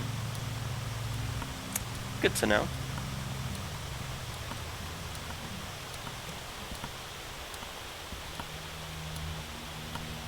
Television is playing a cartoon about a bird. The cartoon bird collects pieces for its nest: a scarf, a plastic shopping bag, a bit of a young girl's hair. The nest is warm, but precariously fragile.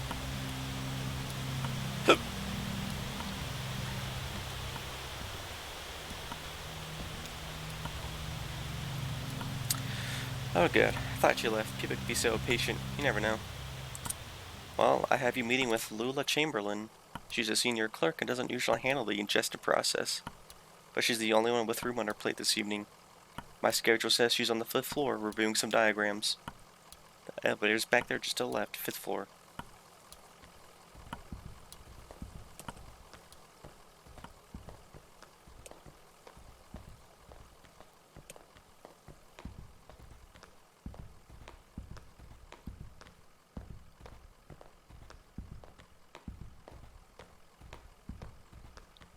Ah, I can't go back any further.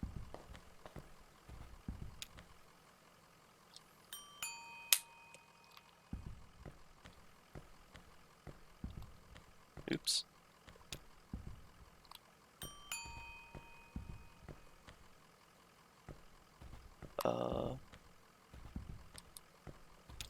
Excuse me? Oh.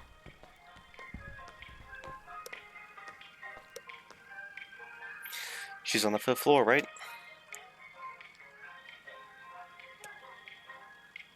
Ooh, we can explore more.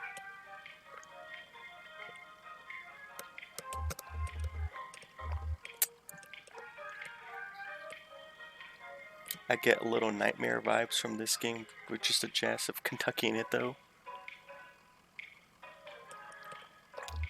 Little nightmare vibes?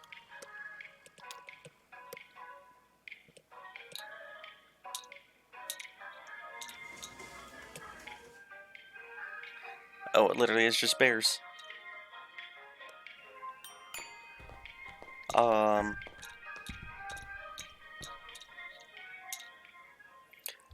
That's something. I guess they're just chill bears.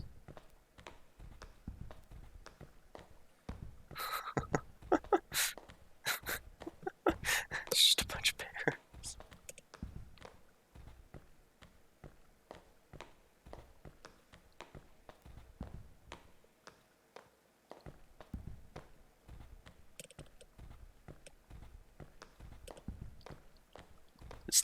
Cause the second 2D screw. Have you heard of Little Nightmares? I think I heard of it. I think I remember seeing some people play it, but it's not well in my memory.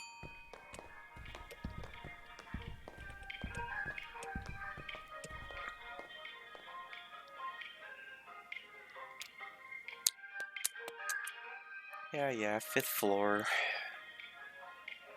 Why go to the 5th floor when we can just, go other places?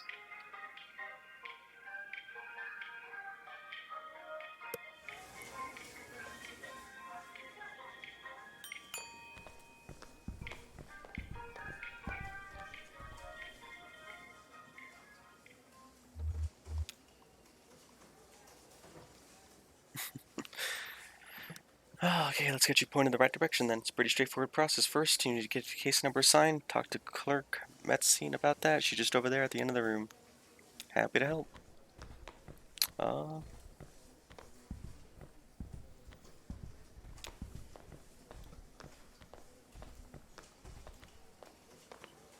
Hi, how are you? Fine, thanks. I just need your ingestion card and a list of your last 5 permanent addresses. Oh, well, shit has 5 address boxes that says fill everything out. Maybe fill out a transient sub sheet. We can still get a process. Go talk to Clerk Baum and he'll get you set up with this one. Clerk Baum's over there in the corner. Happy to help.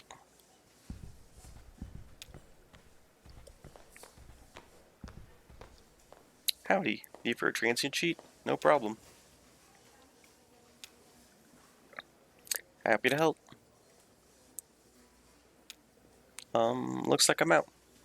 But I know there are some back in the archive. You'll have to put a special request with Clerk Macmillan. She's the document czar. Straight back at the end of the office there, by the filing cabinets.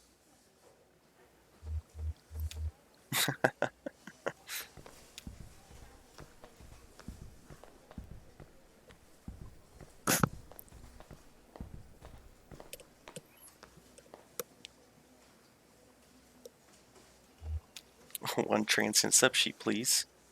Happy to help. Just put in your requisition form in the inbox and I'll get it as soon as possible.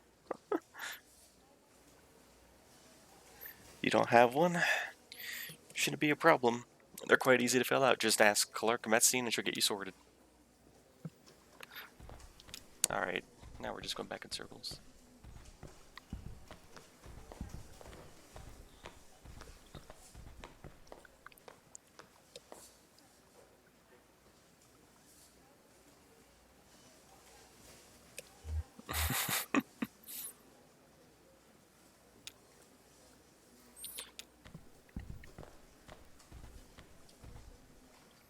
Having fun in the paperclip labyrinth? Well, you made it eventually.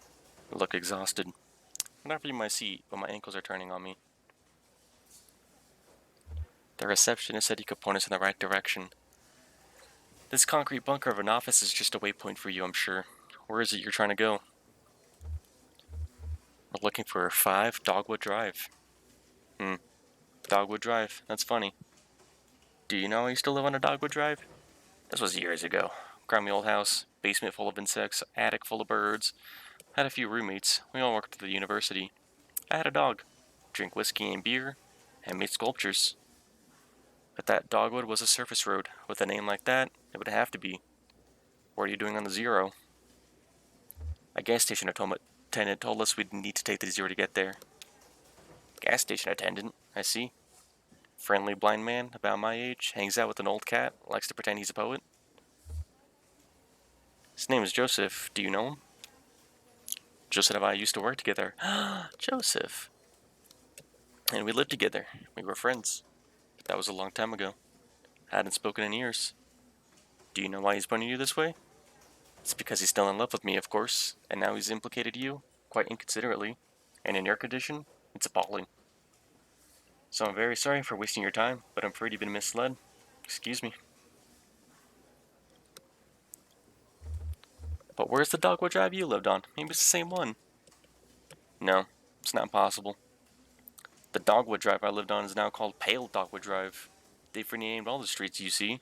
Too many streets with the same names. It was never a problem before, but now we have these databases and it's all too confusing for the computer. Computer has no sense of ambiguity, so it proclaims an error. Name collisions, they call them. So my dogwood drive is pale dogwood drive, and another might be large leaf dogwood drive, or Himalayan flowering dogwood drive, and so on. But one of them is still just dogwood drive, or so we might hope. It's really a matter of consulting records, of which we have an abundance here.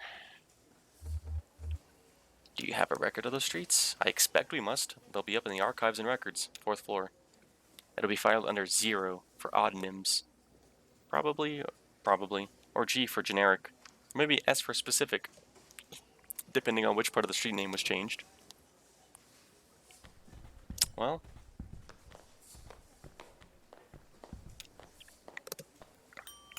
that went somewhere.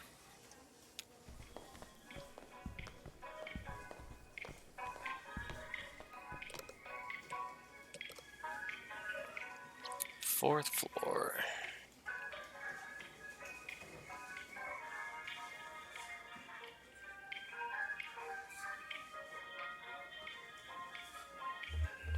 Almost on the 2nd floor.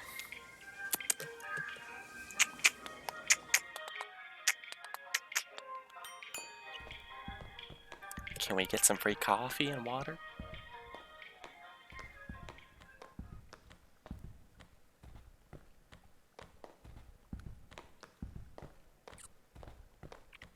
I guess they don't stare at me like the bears do.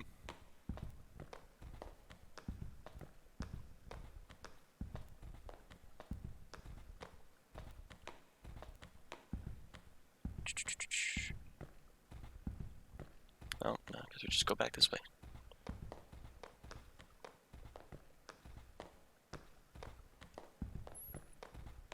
No one to talk to, no one to see, no one to speak.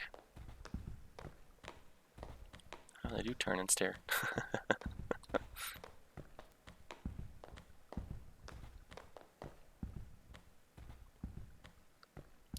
Howdy, folks. Howdy, howdy. Don't mind me. Just walking through aimlessly.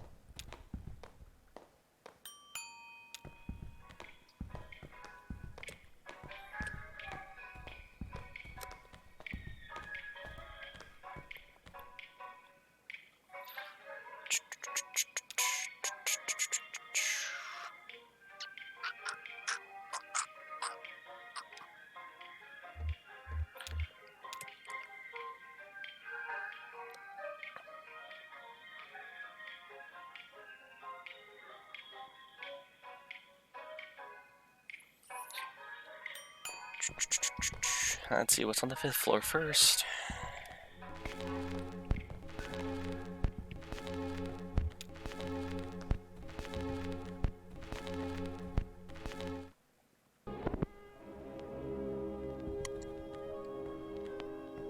Well, this guy didn't mind me fixing his record player. Greg is hard at work examining some diagrams, measuring angles with a plastic protractor, occasionally scribbling numbers in a small leather notebook. Can I help you? Don't answer that. I'm extremely busy with these charts. Maybe one of the clerks on the 1st floor can help you. They're probably just looking at cat pictures. Well, aren't you a bundle of joy, Greg?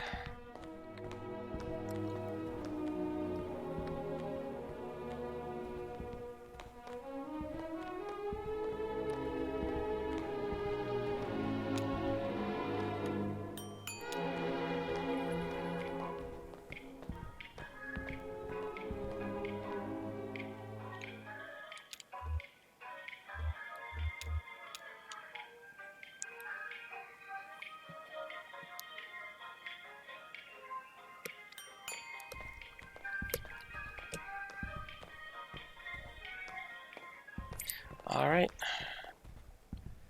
Time to look at documents. Damn, this place is a mess. Okay. Take a look through that logbook, I guess. Maybe there's some kind of system to all these boxes. I'll just start digging. Small logbook has a smart leather cover. A few notes are scribbled on the inside of the covers. Most pages are just lists of titles, names, and dates.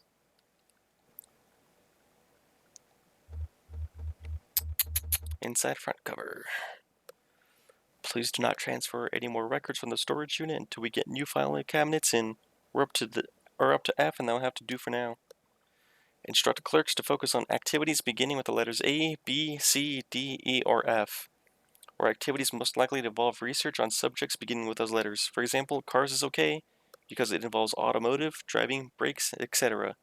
But air quality is not okay because it relates to health, safety, pollution, etc. Inside back cover. Failing antique shops folder missing.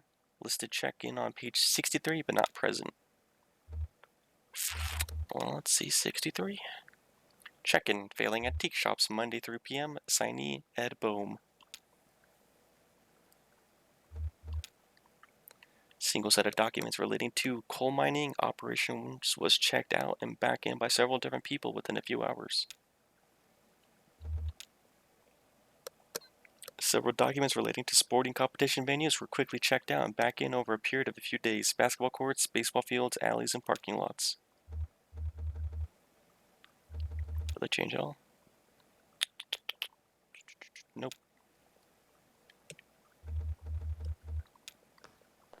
Nothing? Me neither. Half these boxes aren't even labeled, and the rest are all from the first few letters of the alphabet.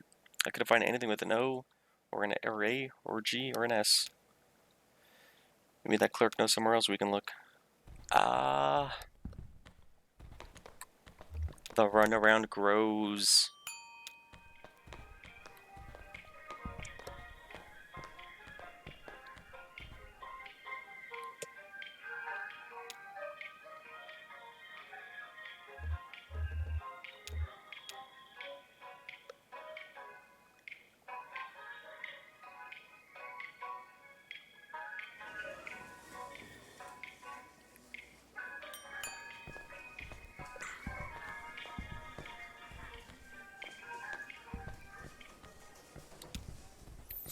Alright, lady.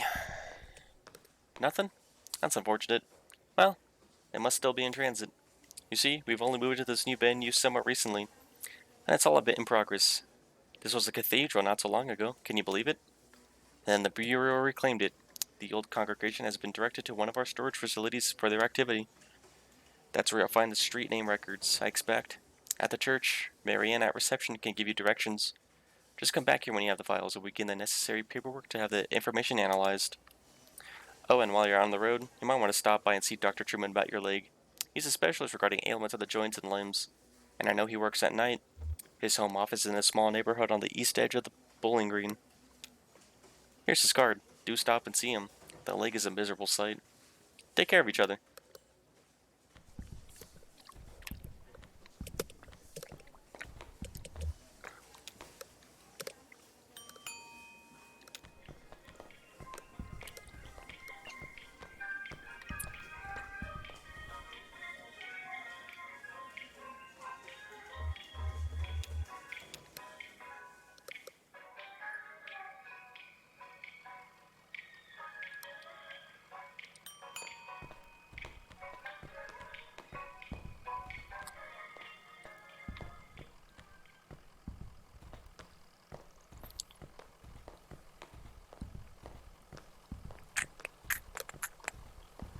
Alright, Marianne.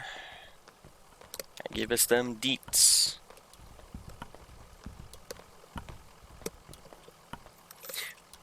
Get what you need? Lulu said he could direct us to the church? Oh, sure, the old storage lot. Just get back on the zero and drive until you hit the crystal, then turn around. It'll make sense once you get on the road. You can handle it. Okay. Well then.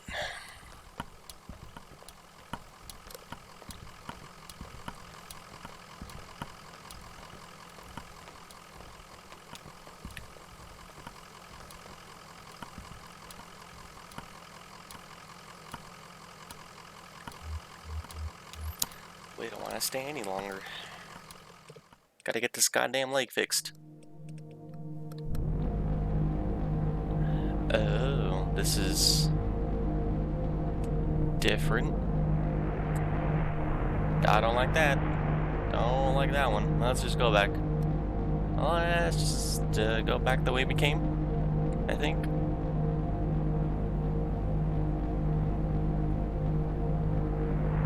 The crystal. Find the crystal and then turn around.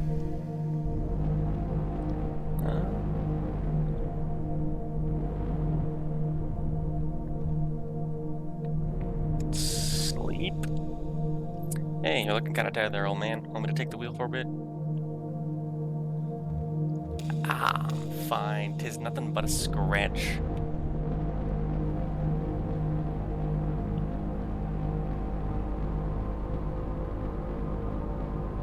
Self-storage.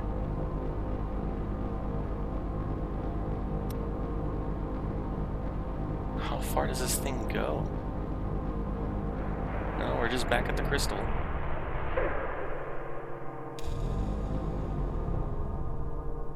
No, there was 65.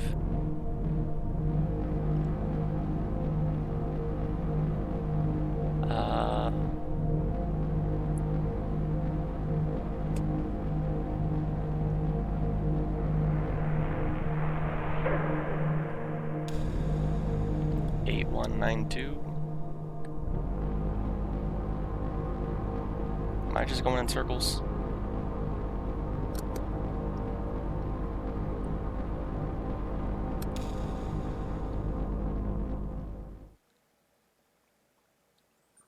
Might just be going in circles. Oh no, there we go. Act 2, Scene 2.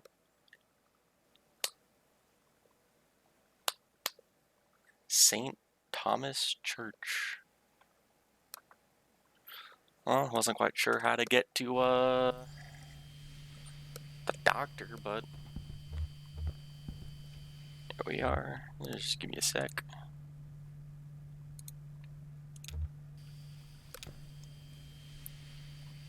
Is that it? Over there?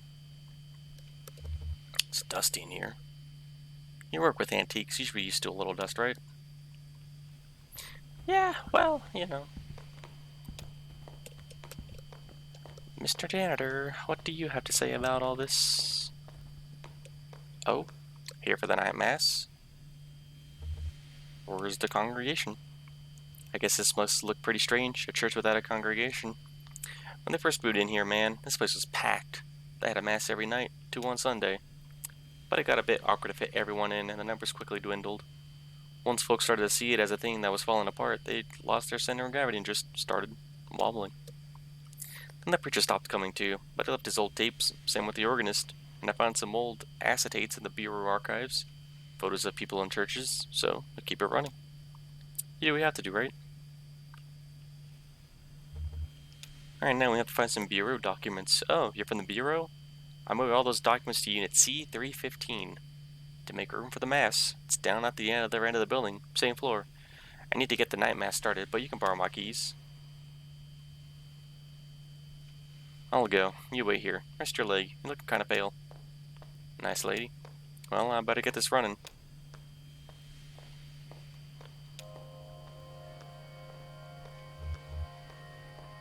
Is your whole family Catholic? Oh, no. We're not religious. I just watched and listened while the congregation did all this stuff, and probably don't understand as much of it as you might think. Anyway, I know how to run the overhead projector and keep the tape player. At least I know enough to keep it going, right? I already like working here. It's okay. I don't really know what else I would do. I used to play a lot of card games, you know, in high school. But some of my friends went to college. Most of them just got jobs. Maybe in a few years we'll be hanging out in bars, playing darts or something. I don't play cards in the bar because it looks like gambling. My leg is killing me. I bet everyone's telling you to go see a doctor. Hey, I get it. Too expensive. My dad cut his arm pretty bad on a job, but he stitched it himself back up because we didn't have health insurance. But then his hand didn't work very well and he got pretty depressed. And eventually he just sort of... Well, I guess I don't know what he should have done. Who knows, right?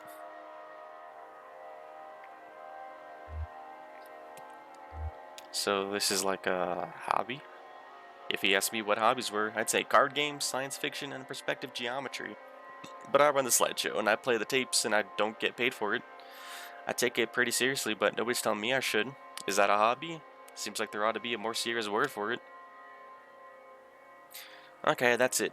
Next, there are some rituals that you and I aren't allowed to participate in, I don't think. And I don't remember them anyway. Hi, got it.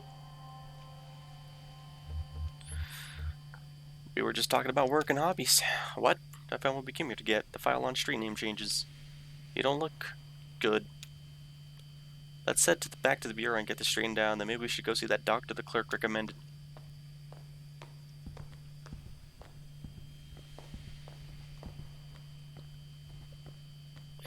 But I want to explore.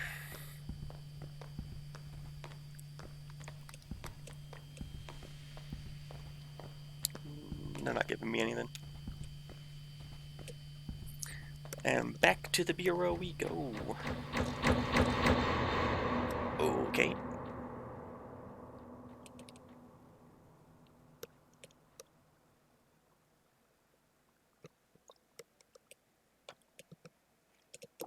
Jesus, are you alright?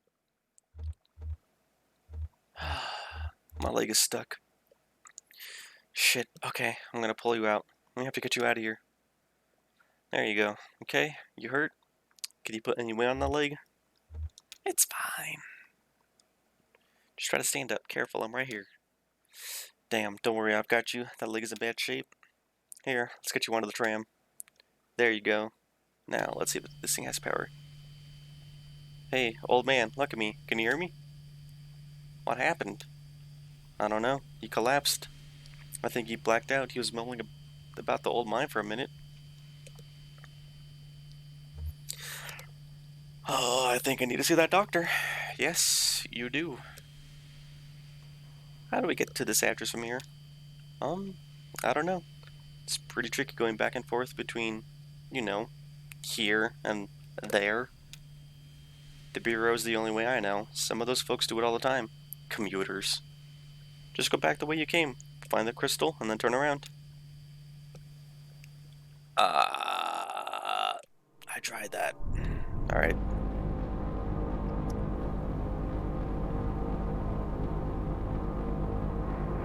The crystal. We turn around.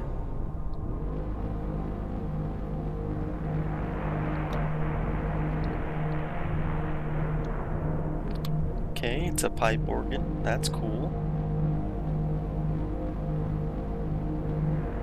The staircase. The projector.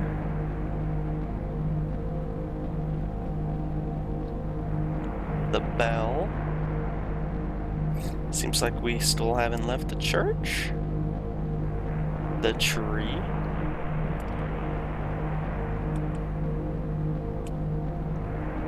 The sprocket. The anchor. The bicycle.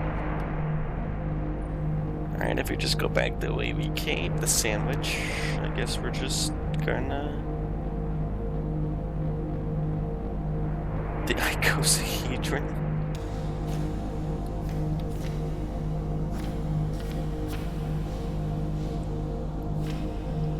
The Bureau of Secret Tourism, esoteric excursions for the interpreted and curious. All directions start from the Bureau of Reclaimed Spaces. These tunnels are a series of materials excavated by runoff from an underground river which long ago evaporated in a tangled vessel of marooned echoes. Drive clockwise until you reach the feather. Pause for a moment to consider the cave walls, reverse direction, and drive counterclockwise until you hit the birdhouse. Now turn around again and you're almost upon it. To return, simply find the feather again and turn around. Oh, there's a lot. Oh, there's a number to call.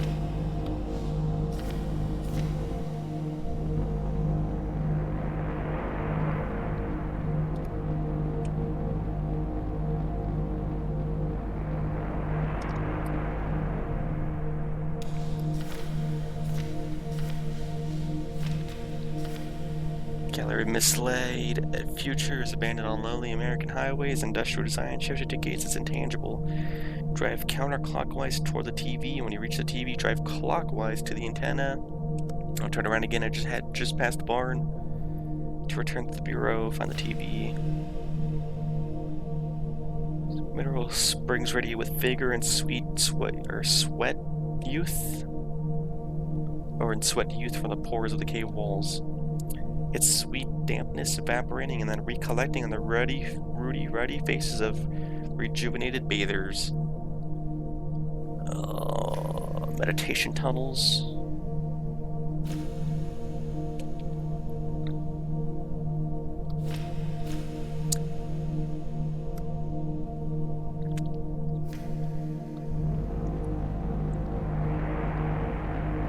Bell.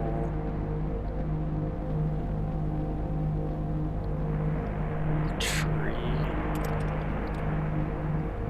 Hate to say this, team, but I think I'm straight lost.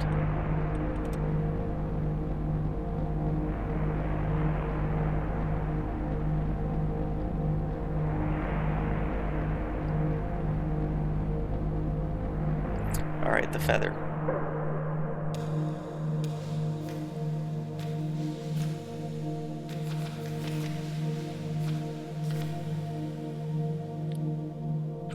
Clockwise to reach the feather. Pause for a moment to consider the cave walls. Reverse direction until you hit the birdhouse.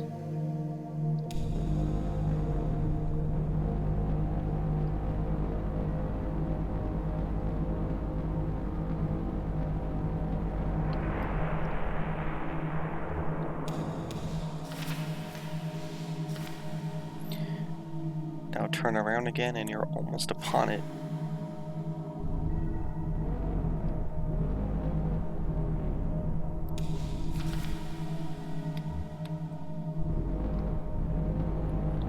Guess we just go back. The tunnels. The tunnels are described as a series of arterials excavated. Yup. Surprisingly large. A distant scratching sound catches Conway's attention from a tunnel leading downwards. Another tunnel runs into darkness to the left. Conway and Shannon go left. The tunnel widens a bit. The air is cooler here. Let's climb down. Shannon has a sense of something that is hiding just out of sight. A small, ragged cat sits on a ledge carved into the wall. Seeing Conway and Shannon, it darts into another tunnel.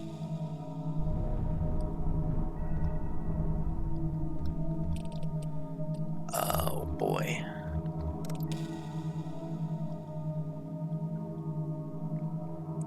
Yeah, maybe that's a good idea.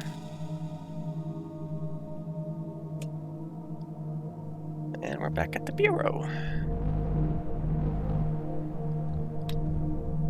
So...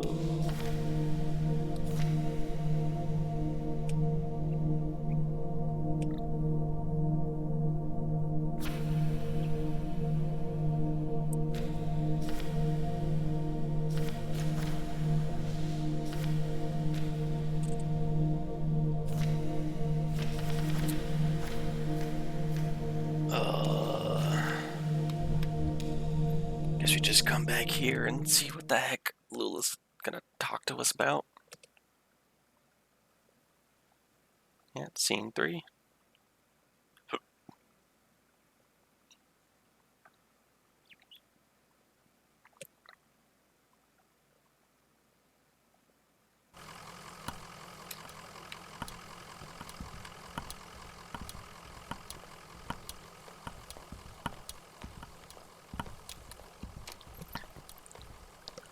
Back so soon?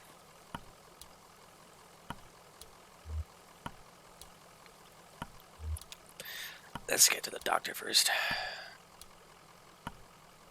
You get back to say, Lou, I've filed your papers are in our system now. I can process you whenever you're ready to go back. Just let me know.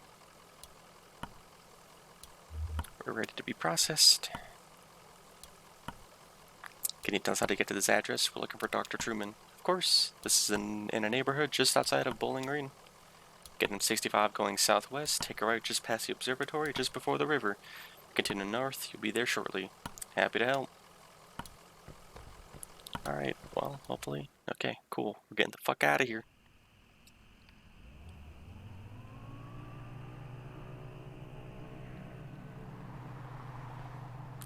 Go southwest.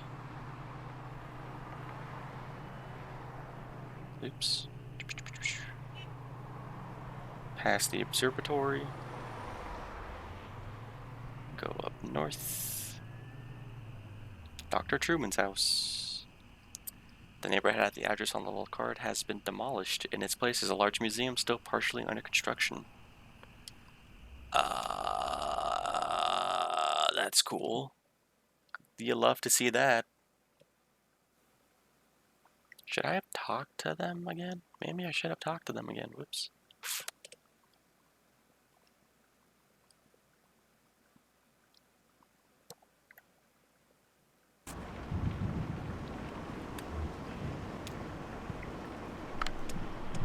Oh yeah, he was talking to his dog. Guy was a weirdo. Doesn't seem that weird. You didn't see the guy. Tall, kind of stooped over, limping bad. Looked like an old drunk if you ask me. I bet they were both drunks breaking in here looking for a place to sleep it off. Just feel bad for that old dog getting jacked over by a couple of drunks. Old dog like that should be sleeping on a porch somewhere, but that's loyalty for you. Well, it didn't stay long anyway.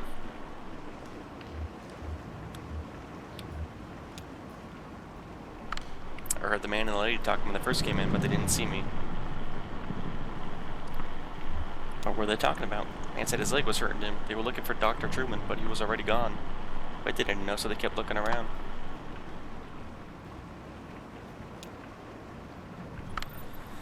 I just assumed they were from the power company. You know how they're always coming by unannounced, messing with this or that. I just shut myself up in my room to wait it out. No sense getting involved. How'd I get in? Must have been one of the kids who left the front door unlocked. Something's got to be done. They run around like animals. You know that floor left a can of soda on top of my sheltered door and I almost killed myself slipping in that sticky mess the next morning? Something's got to be done.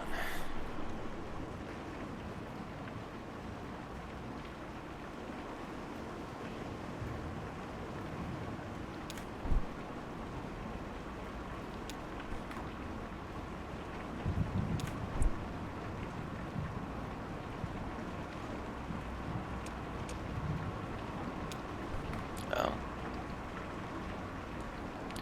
Is there anything else in here?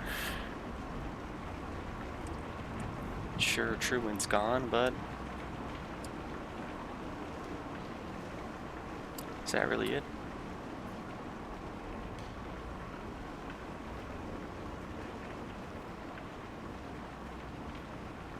Oh.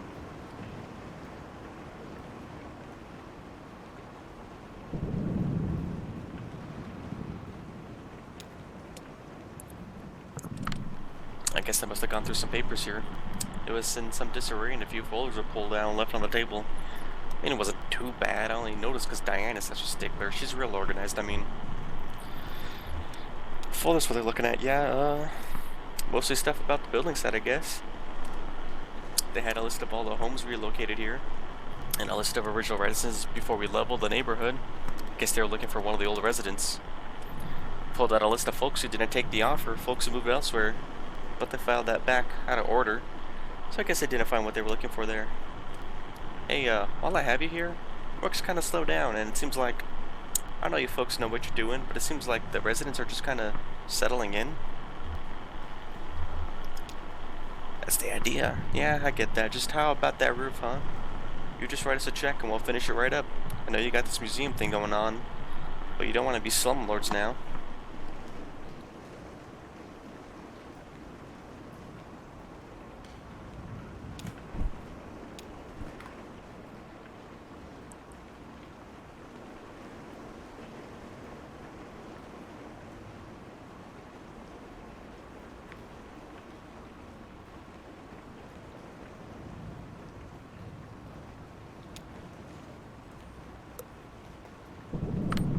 They were hollering at that empty tent you folks have on display. Ha! Hey, if you ever need anyone to stay in there, I've been in worse positions.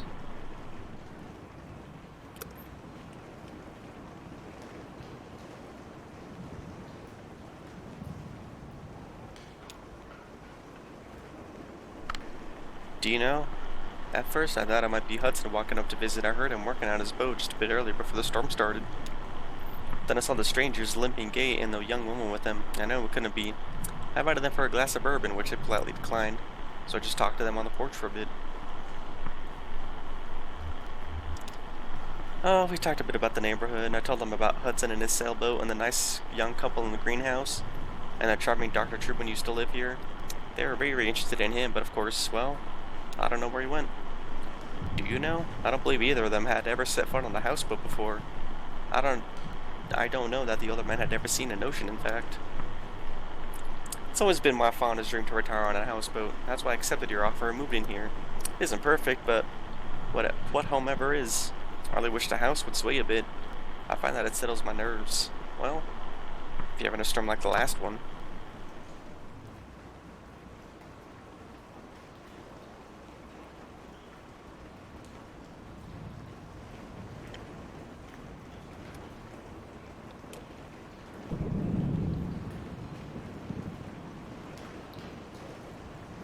Oh, it's a bird.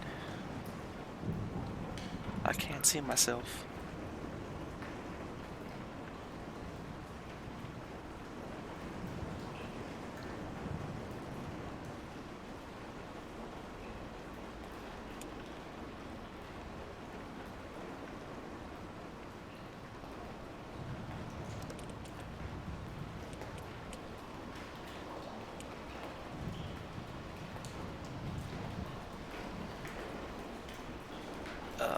Let's wait on going up, I guess.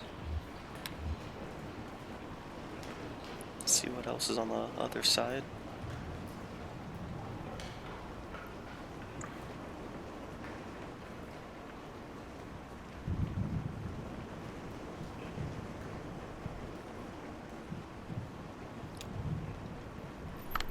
Sure, I talked to them for a bit.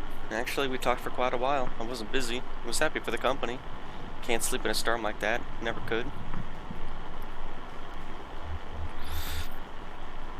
What did you talk about? I had a bottle in my coat, and I could see the old guy looking at it. His leg was hurt pretty bad, so I offered him some. He got real awkward about it. I bet he's in a program. Anyway, they were asking about Dr. Truman. I remember him. He was here for a bit, and then he left. So that's what I told him.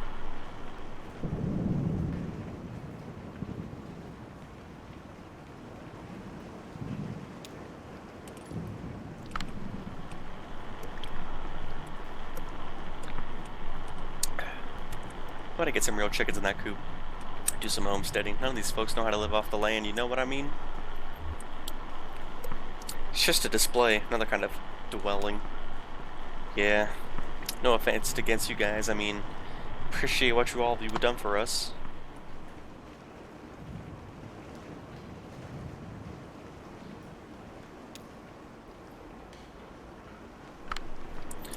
I think you need to get some real horses in the stable. Did the strangers go in the stable? No, they just poked around a bit and talked about barns. They were pretty boring. That dog was nearly in bad shape as the old man, just sort of shrugging along. Found some treats in the doghouse exhibit. That seemed to cheer them up a bit.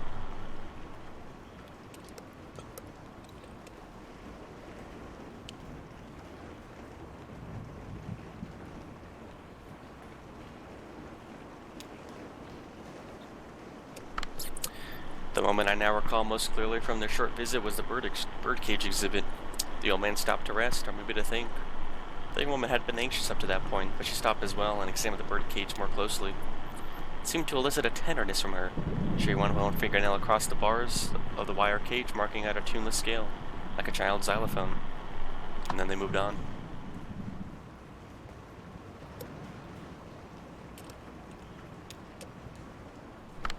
I was playing in that empty cabin, and then they came by. They asked about Dr. Truman.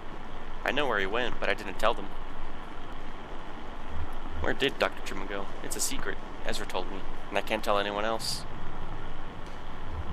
Who is Ezra? He's my age. He doesn't really live here. He's just passing through with his brother Julian. First they're going to help us, but I can't say any more about that. We have a lot of secrets. The lady asked me about my parents, and I told them they were upstairs in the greenhouse. Do you want to hear a weird story? Of course I do. The old man asked me about the cabin. He said it looked like another house he knew, and he wanted to know where it came from. I told him no one lived there, so I went inside. It took a long time exploring. When he came back, he told me all about it. He went upstairs and also looked around the other rooms. I played with the dog. What did he do upstairs. He looked in some boxes, he looked out the window. He could see the museum better than when he was downstairs. He could tell how it was all put together, and the cabin too. He could see the shape of it better from up there. Now, the part that is weird, he said he went into the basement. That cabin doesn't have a basement. He said he found a secret door in the floor. Then he found a rope leading down a long pit, and he climbed down. Oh, yeah. The walls were covered in a glowing moss. He used the light of the moss to find a leg at the bottom of a pit.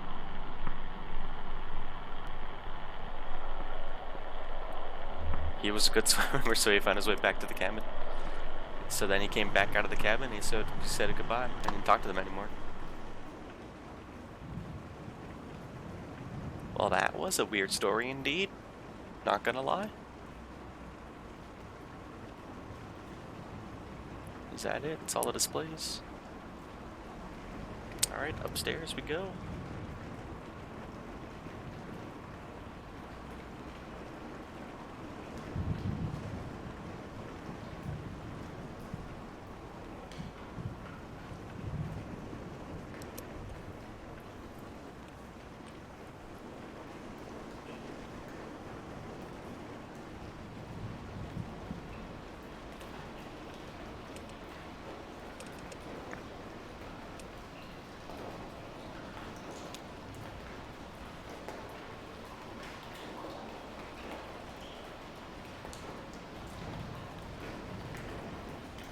Just waiting for Blue to get over there.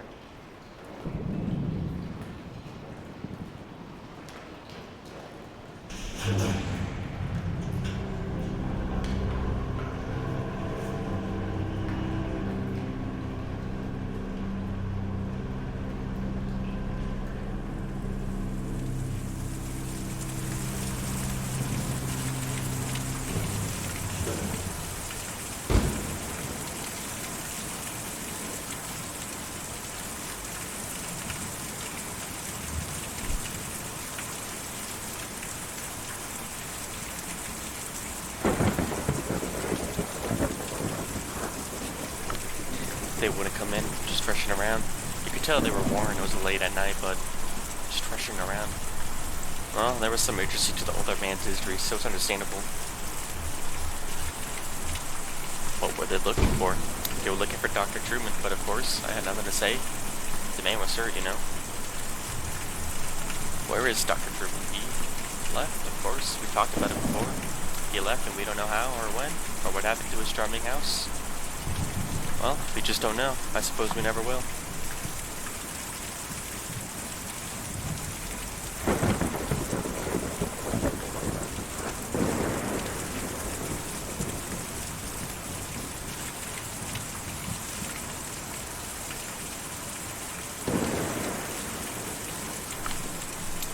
I heard a shout from downstairs. The old man had stumbled in the rain. I stayed inside with the lights off. There's no sense in getting involved.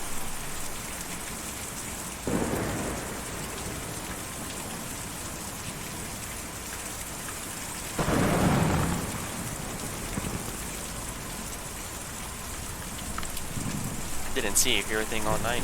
I was in the back doing inventory when they came by. I got 30 cases of candles in, and each one of those has got to be individually labeled, you know? But I heard from some of the other neighbors that they weren't up to any harm, just passing through.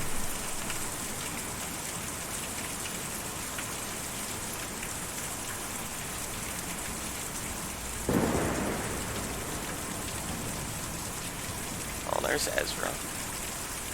I saw you folks drive up. I like your truck. What kind of truck is it?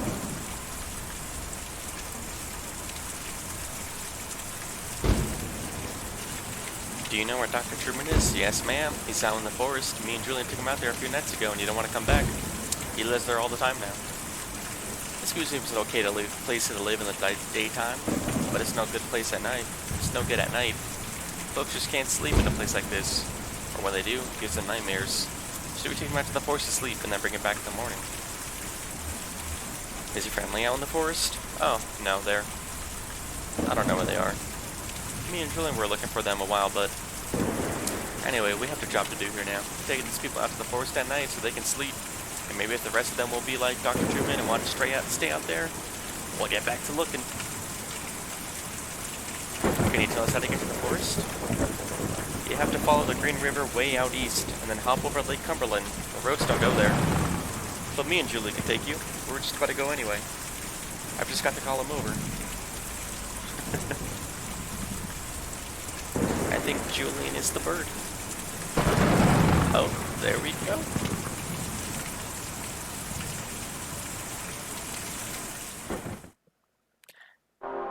Well then.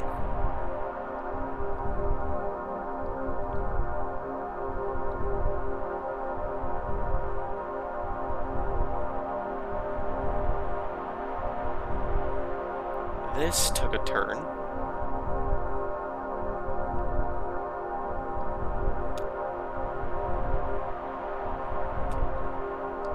The flayed hull of a country home smolders in the night. Parts of the property are secured by smoke.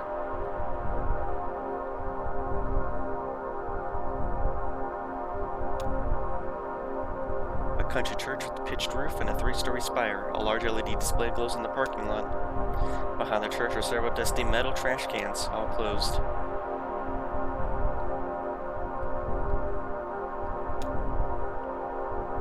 From the side, the museum looks like a blocky crater, slowly filling with rain.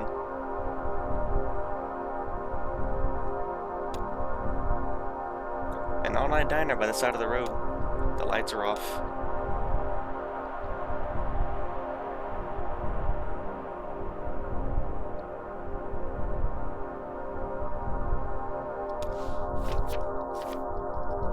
Green River out east and then a hop over Lake Cumberland. Alright. From this angle, the building looks strange and abstract, like a pile of intersecting boxes and triangles.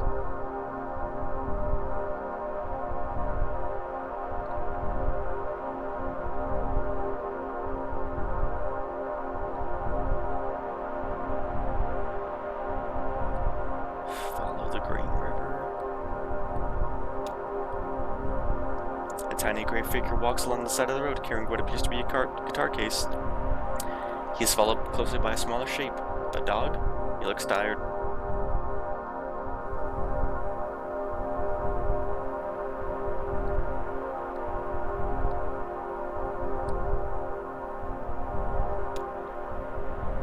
From above, the huge swaying tipple looks like a small wooden lattice framing the edge of the mine entrance.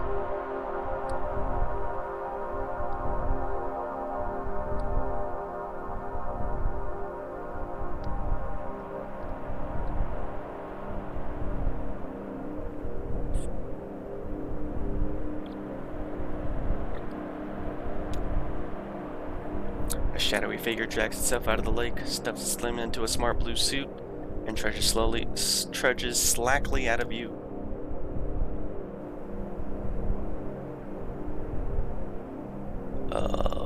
It's supposed to go somewhere over here.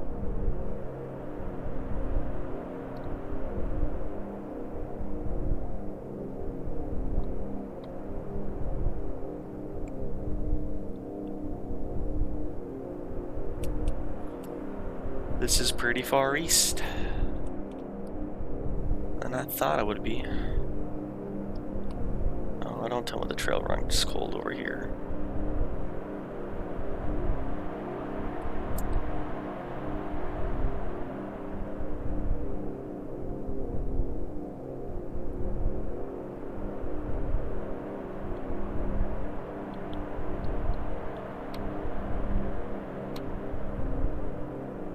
Lake Cumberland. Oh, there's the forest, I think.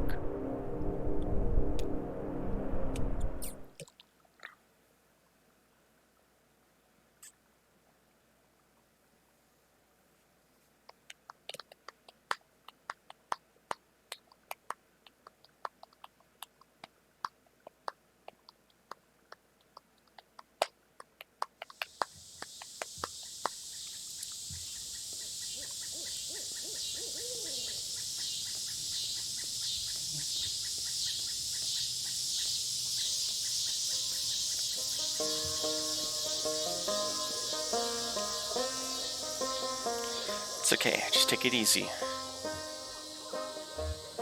I'll just close my eyes.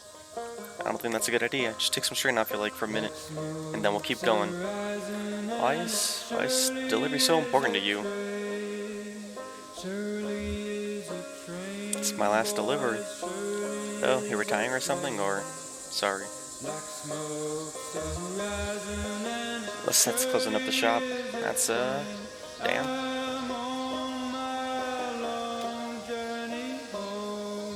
How'd you come to be with these people? What do you like to do? Just lay around?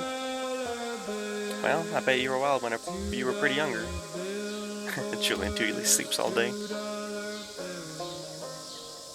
Lost all my money but a $2 bill. I'm on my long journey home.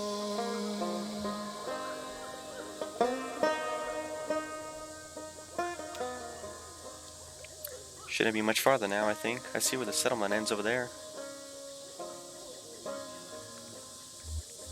These woods go on forever. Well, no forest goes on forever. At some point there's always a road or something. Parking lot. Don't act so defeated, okay? I just need a rest. We're almost there. Dr. True won't have a nice couch or something you can rest on. And some medicine or something. I don't know.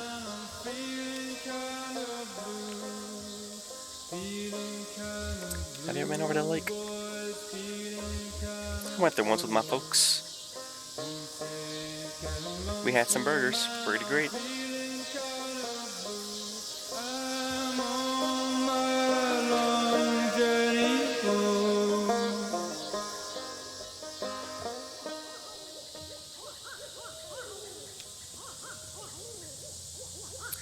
Do you have any family you're close with? Brother? Sister? Kids? Just Lisette's family, I guess. Oh yeah, husband, bunch of kids.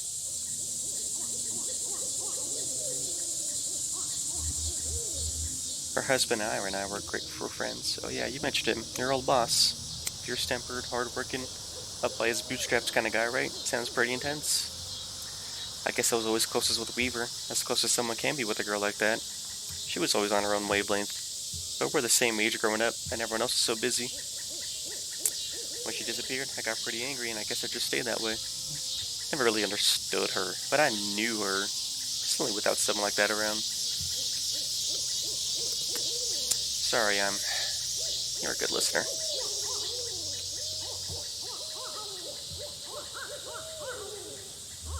But you come from a big family of dogs. Well, I have a pretty good-sized family too, I guess. I guess we'll see the rest of them pretty soon.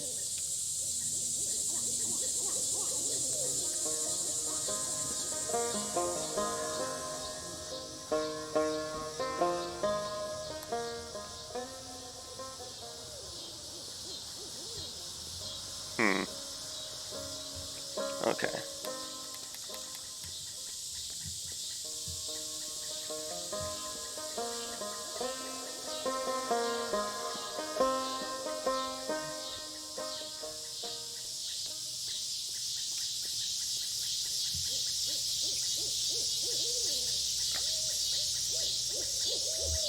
He's inside with Dr. Truman. Coming in? Sure, I'll come in. Dr. Truman lets me watch TV sometimes. My folks never watch TV, but I like the way it looks. I like the way it looks too. I fix TVs, you know? Whoa, cool, a TV scientist. I bet you make a lot of money. My folks had a really nice house, better than any of these houses, but it made them worried all the time. Then the bank took it back. I had to sleep at the bus station, but I couldn't ever get to sleep. So I just went out to fly around every night with Julian. We flew really far and we never got lost. But when we came back in the morning, they were all gone. They just left you?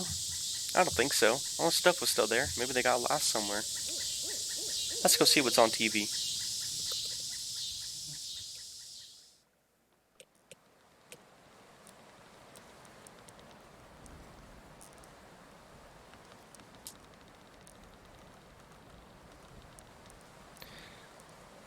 And yeah, I think during that exit interview is when I really realized how badly they had me. But how else can you pay for medical school? If college friends with debts that can't expect to pay that back unless you're planning to sell painkillers on the side or something. Or, some kind of administrative thing.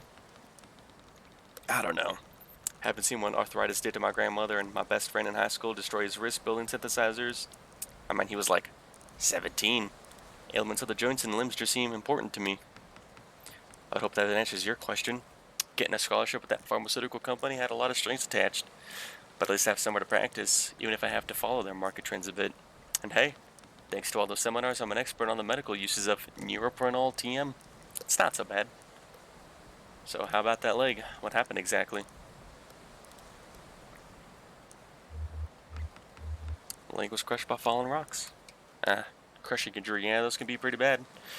Everything gets all compressed and there are a lot of little pieces to, what? Never mind. Let's take a look. How bad could it be, right?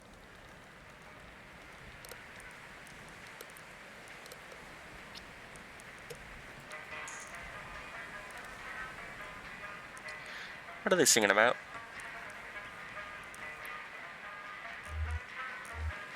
Singing about hard times? Yeah, everybody has it pretty rough right now. Even if you just want to go home, you'll have problems. Like it'll be too dark and you'll get scared.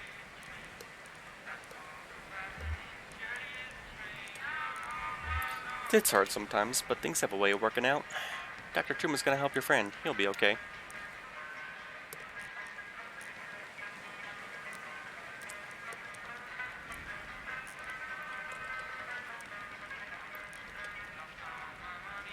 But it's nothing we can't handle. You might have a few things to look out for in the future. Be a bit gentler with the leg or the way you walk, but you'll be okay. I've dealt with similar cases before. So this anesthetic we use is called neuroprenol. Neuroprenol. It's pretty experimental, but it's more appropriate in cases like yours. The way it works is I'll count backwards from 5 to start the process, and we'll just have a normal conversation as the neuroprenol takes effect. Then I'll get started. Here we go. 5, 4, 3, 2, 1. So let's talk about billing for a moment. The pharmaceutical company I'm contacted with was recently acquired by an energy company that has some different standards for billing and revenue. So it's a bit complex now.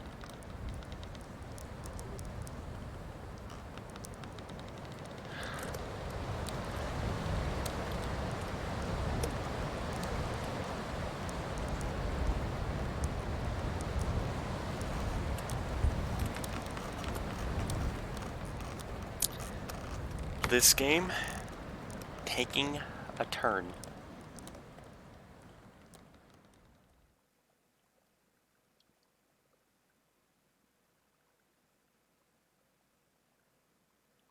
And there's the end of Act 2.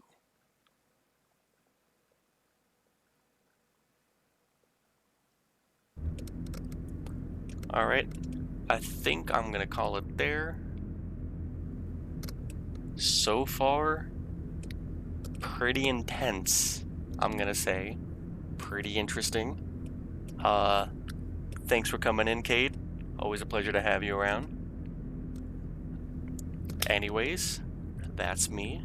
I will see you next time when I stream this game. Maybe sometime in the near future. Thanks for coming out, and goodbye.